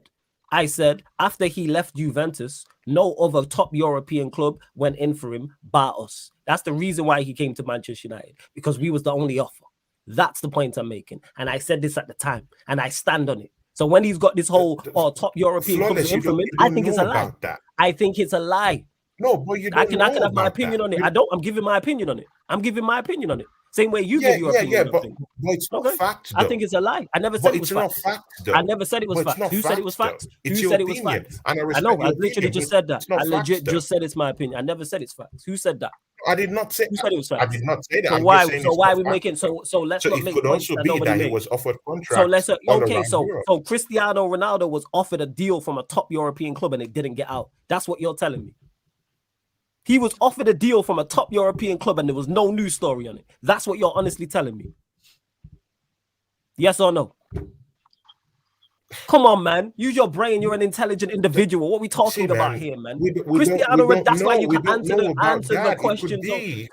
Tony. Answer. No, Tony. Answer the question. Answer the question. A top European club. Wait. Answer the question. No. We're not going over this. We're not going over this. We're not doing that. We're not doing that. We are not doing that. We are not doing that. We are not doing that. Answer the question. A top European club or clubs, you can pluralize it, offered Cristiano Ronaldo a contract and it didn't come out in the news. That's what you're telling me. You believe that to be the case. Is that what you're telling me? Yes or no? Yes or no answer. That's what we need. Can I rephrase the question? See, man. Go on. See, man don't want answer the question because man knows, man. Because man, go on. Tony, let me rephrase the question. What top European club was rumored to buy Ronaldo?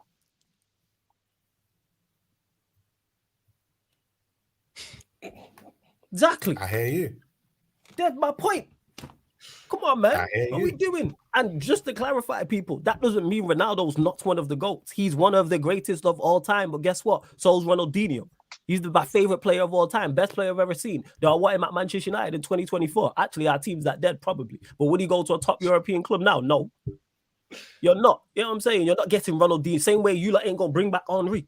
You ain't going to bring back Perez and Vieira. You know why? Because it's 2024 and not 2004. It's a wrap. The show's over and it's okay. I'm just saying, if all these okay. What are we talking dead about? players here are already having clubs, if dead players here the Leeds gaming club Ronaldo after Juventus Juventus European clubs, top European clubs. Why wouldn't the GOATs get a call from a top European club? European clubs, top European clubs. What dead players from your teams have gone to a top European club? Don't worry, I'll wait. Bro, I didn't say they went to top European. I said they went to European clubs. But that's the point we're making. And again, that's the comparison I'm trying to bring in. If these dead players can get call-ups from Germany and all these clubs, even within domestic, within England, you're arguing something nobody said. We're not saying that. We're not saying that. No, I didn't say.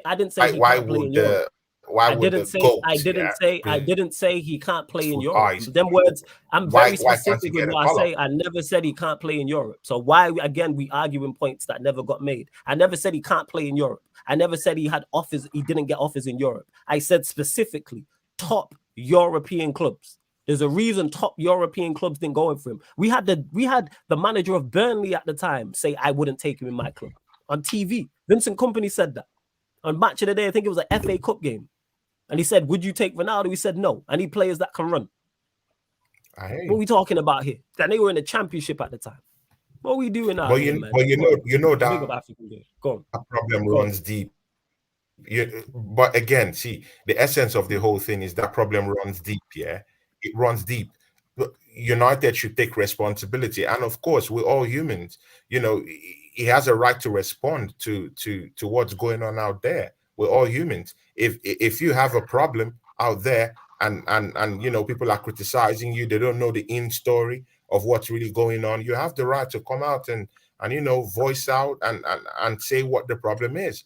And I think to him that's bullshit. When he said Kompany needed runners, how did that work out? They got in that position, you would have an ego. I get to you in a second. To this, how did that work out for them? They got promoted. You can't tell another man how he should respond. I get to you, Tony. You talking a whole. So if he had that criticism, this is the third time you're talking about certain level, but I get to that in a second. To Leeds Gaming who says, or Leader Gaming who says, Kompany needed runners. How did that work out? They got promoted, so it worked out for them.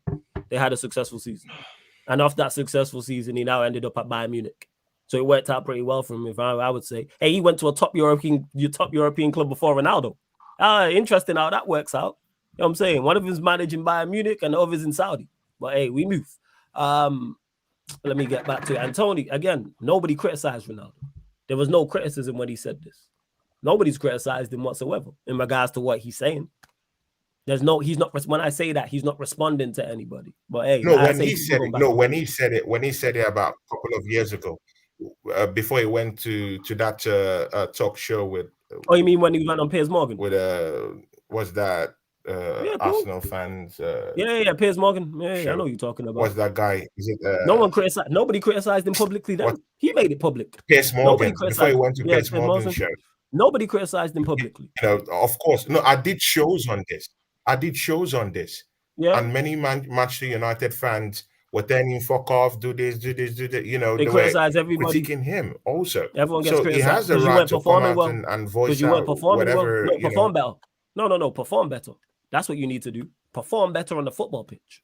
Your performances were up to No, scratch. but he That was the told you problem. that the problem was the coach. He told you that the problem was the facilities. He told you that the We knew problem all was this. the, you know, How come it wasn't a problem in his first was the season? owners How of come the it, club, were the owners of the club. he knew all this coming back, So so why come he back? mentioned all So these why things come and back? they were the truth. So what's your problem Why with the come guy? back? I have no Let issue him with that. talk. Why come back? Why come back? All them things were there apart from the coach. Why come back? If the facilities are that bad and the owners are that bad and all this type of stuff, which is all here, because you had it. He wanted to help. He wanted to help. He okay. wanted to help a football club that was close to his heart, Close to his and heart. also take a paycheck at the same time. Who wouldn't do that? Nah, I mate, would do that. All he wanted if was it's a me. paycheck. All he wanted was a paycheck. I would He's take a paycheck petulant and child. help the team that I, Sorry, mate. you know, Sorry, mate. Sure. that I Be grew quiet, with. yeah? He was a petulant child. He's a petulant child, yeah? He's a petulant child. You see them kids that are in Sainsbury's, yeah? That want a piece of chocolate and they can't get it. Their mum says no, they start crying. Yeah, that's what he did. Because no one said nothing about Ronaldo. He's the one who took himself to Piers Morgan and tried to out everybody. Why? Because he was getting dropped because his performances weren't good. Yeah? Everyone has suffered in Man United and before to accommodate Ronaldo in their team. Yeah. And when things wasn't going on, what did he do? Sure. He went to the head teacher and he started snitching. This is what I'm saying. To get out the school of United. And you want to blame United for that. I hate United for the best of them. And I was laughing at them. But I've got to be cordial because I don't give a fuck about Man United. Yeah. But with Ronaldo, put it this way. If he was still Ronaldo of 08, 09, 2010 to 2018, yeah, guess what would have happened? When he left Man United, yeah, he would have probably went PSG, he would have went Bayern Munich, but where did he end up? You tell me. And if he was still that player, yeah, why is he there? Yeah, all these top European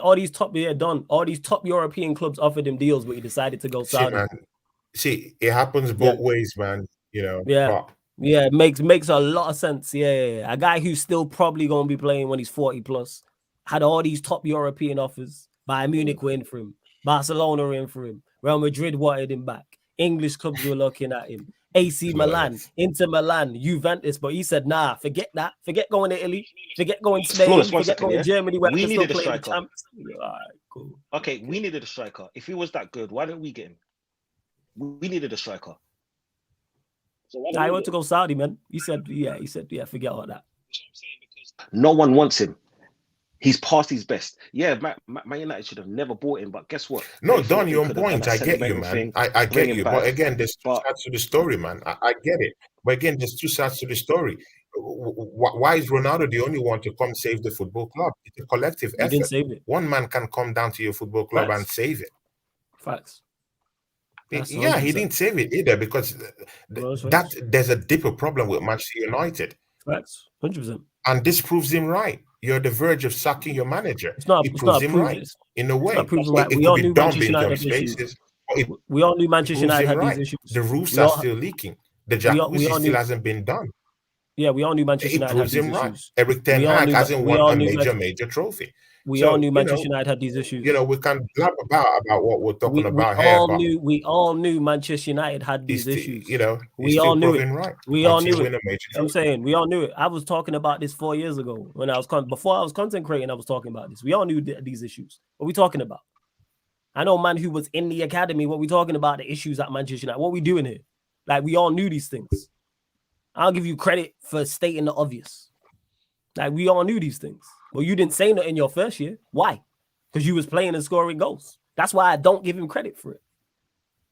You was playing and scoring goals, so the ownership wasn't a problem. The stadium wasn't a problem. The jacuzzi wasn't a problem. The fact there's a PS2 there and not a PS5 is not a problem. But as soon as you're not scoring goals, now it's a problem. Now it's I'm running to Piers Morgan. Now it's I'm leaving the stadium. But all right, sure, okay. All right. But big up African Cat for the super chat, man. Much appreciated. He says, big up the panel. I have my ribs hurting. Laughing. Laughter is good. Keep it up, bro. You already know that section's hilarious. I need to clip that. That's going in the funniest moments, without doubt, as well, man. Big up. Hey, Daryl, salute for the super chat as well. Says if Ronaldo was a real one, you should have gone to Sporting after leaving Juventus. Even they didn't want him. Even they didn't want him. And big up to Dal. You've become infamous for this. You don't have all the answers, Tony. That clip's hilarious. But big up to Dal Origongoon, who's been a member of the channel for 15 months. Link is in the pinned comment as well. Big up to Jason Origongoon, my brother. Big up Flawless, first time catching your streams for time. Tonight has been an epic stream. All respect, bro. Big up the panel. Hey, love to everyone that's locked in, man. Absolute real ones as well. Big up to everyone who super chatted again. Big up to African Cat. Much appreciated. Big up Dal for the super chat as well. Dal and Marion Goon been a member of the channel for a long time. Search for the super chat as well as Southern Goon earlier. But we are gonna close out, run up the likes, hit the subscribe button as well. Northside, my bro, always good chopping out with you, man. Let them know where they can find you, what you got coming up, all that good stuff. Love, bro. Big up to the panel. And yeah, man, Northside LDN on YouTube. Back tomorrow. Yeah, man, more content. Probably when I finish work, probably around 4. And then doing a Jeremy Kyle show, a Jeremy Kyle reaction later on in the evening. You know what I mean? I gotta change it from Arsenal, man. You know what I mean? Something to put a smile on my face. You know what I mean? Whenever you think your life is bad, it's becoming depressing, man. You got bro. Tony, you're talking about Ronaldo, yeah, bro. This guy is, bro. He's been finished, bro. You know what I mean? A couple of months ago, Portugal won 9-0 against Luxembourg. Yeah. And you can say it's Luxembourg. That's our biggest win in our history. Guess what? Ronaldo wasn't playing. You know what I'm saying? So this is all I'm saying, bro. People say, oh, Ronaldo needs to save us. How come we scored 9 goals without Ronaldo? The problem at Portugal is the manager and Ronaldo. Ronaldo don't do nothing unless you give it to him on the plate. He scored against Scotland. Do you know how many chances he missed in that game? But until it got given to him, it was harder to miss than to score on a plate. Literally just the tap in, he's able to do that. But people that don't watch Portugal, every game that they play are going to tell me, oh, but you need Ronaldo. He comes up with the goal. No, the system's dead. We're playing with no DM. One game we're playing 3 at the back. Next game we're playing flipping 8 at the back. You know what I'm saying? And Ronaldo doesn't offer anything. So it's one of them ones, bro. But people always want to twist it when it's Ronaldo and say this and say that. When it is where it is, isn't it? When the right selection is played and the right players need to be selected, Portugal don't need Ronaldo. You know what I mean? They don't need Martinez. They don't need Ronaldo, bro. And I saw it for Man United and I see it for My Nation all the time. This guy is trash. Because he scores a tap in, people get convinced. It is where it is. But big up to the panel. Big up to everyone that's watching as well. And love Flawless for getting me on. Big up to Don C as well. Big up to Tony as well. You know what I'm saying? And yeah, man. Anytime Northside, you already know, man. You know, more than welcome. We need to pattern something anyway, permanently. But we'll talk about that. Tony. Yeah, Don C. Tony, let them know where they can find you, what you got coming up, all that good stuff. Yeah, big ups. See ya. Flawless. You didn't tell me that Not Sad was coming today, you know, but of course, special guest guys surprise in for the chat, you and everybody else. This man. guy Surprise Not Sad, even if me and him don't work. See ya, guys. Even if me and Not Sad don't work quite closely for some time now, but man, this guy gave me. He was one of the the big dogs out there, yeah. That really gave me a big lip on this channel, man. You know, and that's my respect for this guy. You leading our class, man. You see the bro, second come wave, on, man. You're the one on 10K, 13K, bro. You're I'm a saying, big I'm dog in the class too, but you leading big it. dog The in this second game, wave, man. you leading it. I ain't leading nothing. You leading the class, man. I'm in the class, leading but you leading the the class, only fam. thing I'm You're leading is top dog getting in this hated, game. bro. Yo, fam, you see getting hated, bro. Nah, You fam, know you what are, I mean? man. You see What the I'm second talking wave, about. yeah? You see the Top dog in second this wave? game. That's me, you, and the rest of us, like that are on our way to getting where we need to go. You leading up that class, fam. I'm No, saying we're that. the That's same. it. Me and you on the same You said amount it of is. subscribers, bro. Yeah, Like, we are, but alright, you still leading leading up. the class. I'm there though, but you get I'm what I'm not saying leading in the that. class. Yeah. You No, leading the it's- class, fam. I'm telling you. Yeah, I'm telling I'm you. not leading the class. Yeah, sure. But thank you That's for the what I'm saying. compliment. I'm And not leading guys. Yeah, guys, and yeah, sure. And of course, guys, yeah, Not Sad was one of the first people to give me a chance to even have a show with him. It takes something special to have that with someone like that. So I have big, top, utmost respect for this guy, man. Big ups to you, Not Sad, every other time. Don C, I'm just meeting you today, man. I like your points, like your argument. You look like a real brother. thanks, man, for today. Hopefully, we get to work one of these days. To be nice to chop it up with you and actually talk some sense once in a while. Flawless, same thing. Thanks to you too, man, Of course, for man. today, You man. know. You My know, guy. guys, see, don't allow anyone fool you. We don't need Martinelli down there. We can see, guys. let me even throw this to Twitter. Yeah? You know what, yeah, guys? Put it on Twitter. Yeah, let's get. I've seen the training videos of Sterling. Yeah, on YouTube. Guys, I'm that petty. I am that petty. Why don't we get this Martinelli guy off to start from the bench and put in Sterling there who's scoring goals in training? I'm that petty. Yeah, that's how low. I see, yeah, guys. I like the low blows. I can go for the low blow. See, guys, yeah, it won't hurt anyone. Yeah, let Martinelli sit on the bench. Let's have Sterling, have a new lease of life. He just got baptized. He just gave his life to Christ. Let's see what he's gonna do. He literally gave his life to Christ last week and got baptized. To do with anything? He's born again, man. Justice. Let's you know see what I'm saying? This is new Raheem, man. This is what's Raheem gonna- christened, man. You know what I'm saying? Different. Man's talking like on phase 5, he rose again I'm from back. the He ashes. rose again, man. This is the Raheem the dream, man. When he puts on that red and white, hey, it's gonna be different. Yeah, And he's from see, the yeah, north guys, as well. guys, Yeah. don't see, yeah, guys. He just got baptized last week. A new lease of life. Let's throw away Martinelli. Let him start from the bench. And let's see if those training videos that he's scoring goals here and there can even help us. Not side. We don't see, there's no time for this. We don't have anyone to come in there. We're screwed. So any solution that can come in, I'll take it. How about that? Not side. Because we don't have anything either way. And of course, I won't want my team to lose either way. So let's see, man. We have no Season's choice. over, We're blessed Tony, with season's choice over. right now. Tony, We're blessed season's with over. Martinelli right now. So if Season's Sterling over, comes in Tony. and replicates what he's doing in training, There's no need for this. I Season's get that, over, man. Tony. Season's Yeah, over. sure. So Season's over, and regardless of the injuries, even before the injuries, even if we didn't have injuries, guess what? We weren't going to win the league anyway. Injuries it's irrelevant anyway, because we weren't going to win it anyway. Let's just keep it real. We had Odegaard for how many seasons? We didn't get over the line. You know what I'm saying? We had Rice last season. I know he's only one match ban. We didn't get over the line.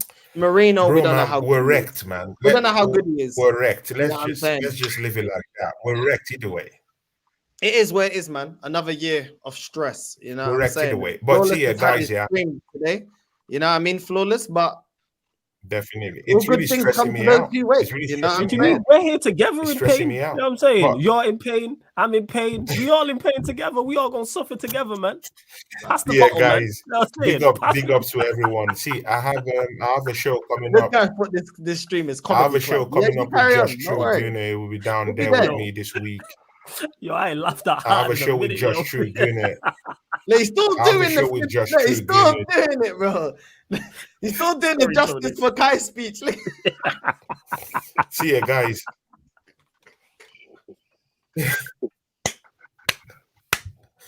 See ya, guys. Yeah. You should get some t-shirts. You should get some t-shirts. Yeah, 16 out of 10.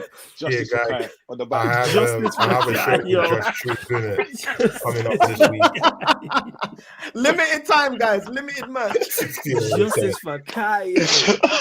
I'm not saying no Kai, no peace. Oh my God, yo. Yeah. Oh, See ya, guys. Lord of mercy, yo. Flawless, let me get my show stuff Sorry, across, my man, bad. and Sorry. let's Yeah, be yeah. on You our lot. way. We'll start again. Subscribe to Tony Claude Gunner TV. Floor's yours, Tony. Floor's yours. Go on, Tony. Floor's yours. See ya, guys. Join me this week. I'll be with Josh True Gunner this week. Of course, we'll be talking about the injuries and what's going on down there at the channel, on his channel and on my channel. I'll be with the Southern Gunner this week also. Love that. You know, we have a show this week, I think, on Saturday. And then I'll be doing the watch along. You know, I might be doing a show from my game. I have a refereeing game tomorrow. One of the league games here in League One, down here in Finland. So, you know, Okay. I'll be giving my fans some, you know, just some talk before the not London Derby from the field. And yeah, I'll be having a watch along on Sunday also for the Not London Derby, and I'll be back here next week. I had a show today with Oregon Gunner, so link me on my bio. It's everywhere. Everything's there. YouTube, Instagram, Twitter.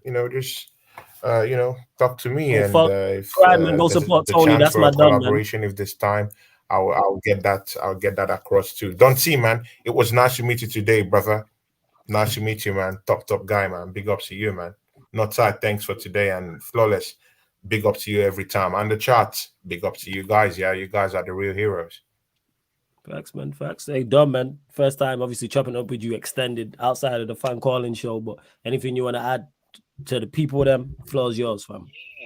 I just want to say, Flawless, thank you for bringing me on today, man. I appreciate it, and I respect you highly.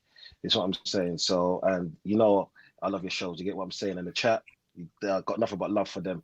Northside, nice to actually chop it up with you, man, because I respect your views. Nothing but honesty. This is what I'm saying. A real Arsenal fan, someone that's cut from the same cloth as me.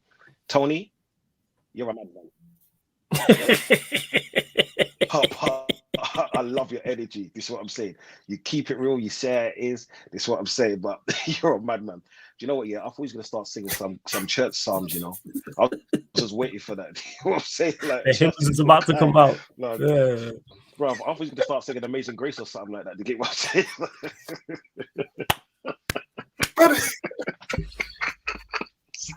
So justice for Kai. Justice for Kai. Justice for Kai. You man, keep doing your doing, man. Because you know what, yeah, you men are keeping the community real. This is what I'm saying, and you're keeping Arsenal pure. This is what I'm saying. Fuck that dude at the top. What's his name? Flawless. And his side bitch as well, because we're gonna spank his side bitch, yeah. You get what I'm saying? And we're gonna come from Man United afterwards, yeah. And we're gonna be right here to laugh at the blood clot tears. You see what I'm saying? Yeah. But thank you again for having me. Of course, man. You already know, man. And before we close out again, I can't stress this enough. Subscribe to Tony Claude Gunner TV on YouTube, Northside LDN on YouTube, TJ Warren TV all on YouTube as well. Big up to all you lot in the comments. And before we do close out, I'm going to get predictions for the man because this show is normally Wednesdays, 11:30 p.m. UK time. But because Arsenal play on Thursday next week, we're going to move the show to Thursday, 11:30 p.m. after the Atalanta game. But Dante, we'll go to you first. North London Derby prediction: Tottenham Hotspur versus Arsenal.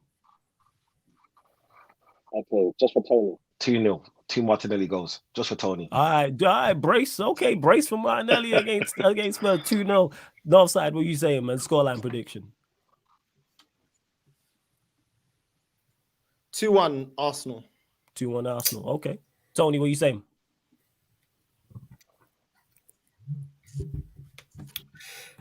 See, man, I'm sorry, man. I don't have anything to say. I think that game will be a very difficult one. I can't tell. With Odegaard out, it's Spurs away. That ain't easy. I can't say, man. Come on now.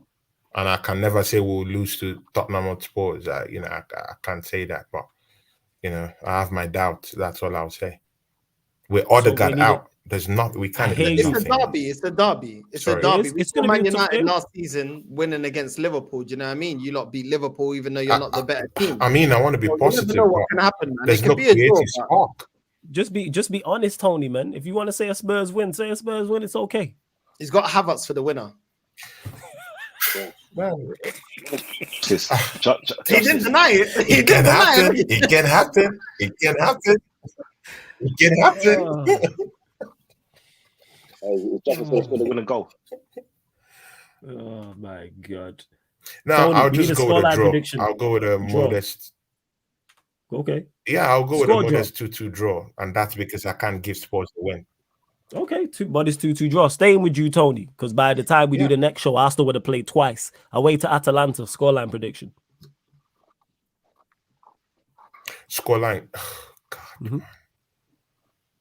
We might nick that one. We might nick that one. 1-0 Kai Havertz winner, man. After scoring in the derby. Because they have killers down there at Atlanta. I rate Lookman. It will be a 3-2 win. I think Arsenal will win 3-2. Okay, 3-2 Arsenal win. Northside away at Atalanta. We might escape that one. 2-0 Atalanta. Arsenal win Atlanta. 2-0 Atalanta. Okay, Fairs not confident going there at all. Fairs. Nope. I hear you. Done. What you saying? Away at Atalanta. 2-1 Arsenal. Okay, there we go. So mixed results on that one. Again, big up to everyone who was locked in. Let me just get to a couple of the comments that I did indeed start as well. I know you lot have thoroughly enjoyed the show.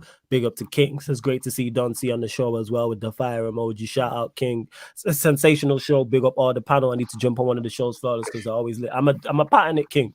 It's just dotting all the I's, crossing all the T's, and getting the show's correct. Like Don C's should have been on the show before, but me and him going to talk. Well, we've already spoke, but we're going to talk again. I'm definitely going to get him on a regular basis on the show. It's just, getting it right. Make sure it's the right show. You know what I'm saying? That's what it is, people, at the right time as well. A lot of thought goes into new shows on the channel and things of that nature. So another shows got moved around, which slowed it down. But yeah, man, big up to all of you lot, man. Really hope you enjoyed the show. I did. Hilarious, man. That Tony, man, I've still got tears in my eyes now, man. But shout out to Don C, big up Northside, great special guest. Big up Tony as well. Big up TJ. Don't forget though, people, follow us on Playback. Follow the Sarcasm City TV Playback, people. We got Premier League watch-alongs over there, Champions League, Europa League watch-alongs over there. The Arsenal-Atalanta game, for example, will be on over there. Gaming content over there as well. NFL watch-alongs over there. Boxing content. Canelo's fighting Saturday. I need to add that to the list. NFL on Sunday, as well as all the Premier League games, plus more. So go follow the Sarcasm City TV Playback. Playback.tv/Sarcasm City TV, or download the Playback app from your store. Because if you're supporting Sarcasm City TV and you're only watching the YouTube, you are not getting all of the content. So please get over to the Playback. And on top of that, we are available on all audio platforms as well. So you see this show, all the other shows on the YouTube channel, apart from watch-alongs, are available on all audio platforms. So we are on Spotify. So follow us on Spotify, 5-star us, iTunes as well, 5-star us, same with SoundCloud, all Sarcasm City TV. You might be out and about, people. You might be out and about and don't want YouTube using up all your data. So therefore, go to the Spotify, go to the iTunes, go to the SoundCloud, and to Gunna G says, only 40 for me, blood. We got plenty of football over there, man. Premier League watch-alongs, Champions League watch-alongs, Europa League watch-alongs, all over on the Sarcasm City TV Playback. And yeah, bless up for the DM. I did see you say this, Eli, that Kendrick has dropped something. Is there another Drake this, or is it just a cold track? I'm hoping it's the start. You know the tune that he had at the start of Not Like Us? I'm hoping it's that, but I'm going to check it out. But yeah, we're going to redirect to that fraud Sunshine, people. So make sure you put Sarcasm City TV. Oh yeah, she a big fraud. Don't get misunderstood. So yeah, we're going to redirect to her people. So just put Sarcasm City Raid in the chat. Let me make sure I've set that up. But again, man, love to you lot, man. Because for real, we've had well over 100 people in there for the entire show, pretty much. So big up. And one last thing, I know I have a lot of information, but you lot are smart. Thursday, today, 5 p.m. UK time, Sarcasm City Sports Q&A, people. So we'll be answering sporting questions from the chat, looking ahead to the North London derby. United playing away at Southampton, Chelsea away to Bournemouth, Liverpool at home to whoever they're at home to, and City are probably going to win again. And then following that, there's another crossover, Manchester United, Chelsea, Tottenham Hotspur show, where I've got 2 special guests. Look at the 2 special guests I lined up today, people. So imagine what I got in store for the United Chelsea Spurs show. Got a Chelsea fan coming on who's very entertaining, and also a Spurs fan coming on who's also entertaining. And them 2 crooks, you know what I'm saying? Surfer and Jez will be there as well. So love to everyone that's locked in. This has been the Man Them United and Liverpool at home to Forest. There we go. Liverpool at home to Forest. We're discussing all that. But love to everyone that's locked in. This has been the Manchester United Arsenal show. Man Them United podcast meets the Gunner Talk from the Arsenal podcast, live on the Sarcasm City TV YouTube. Salute.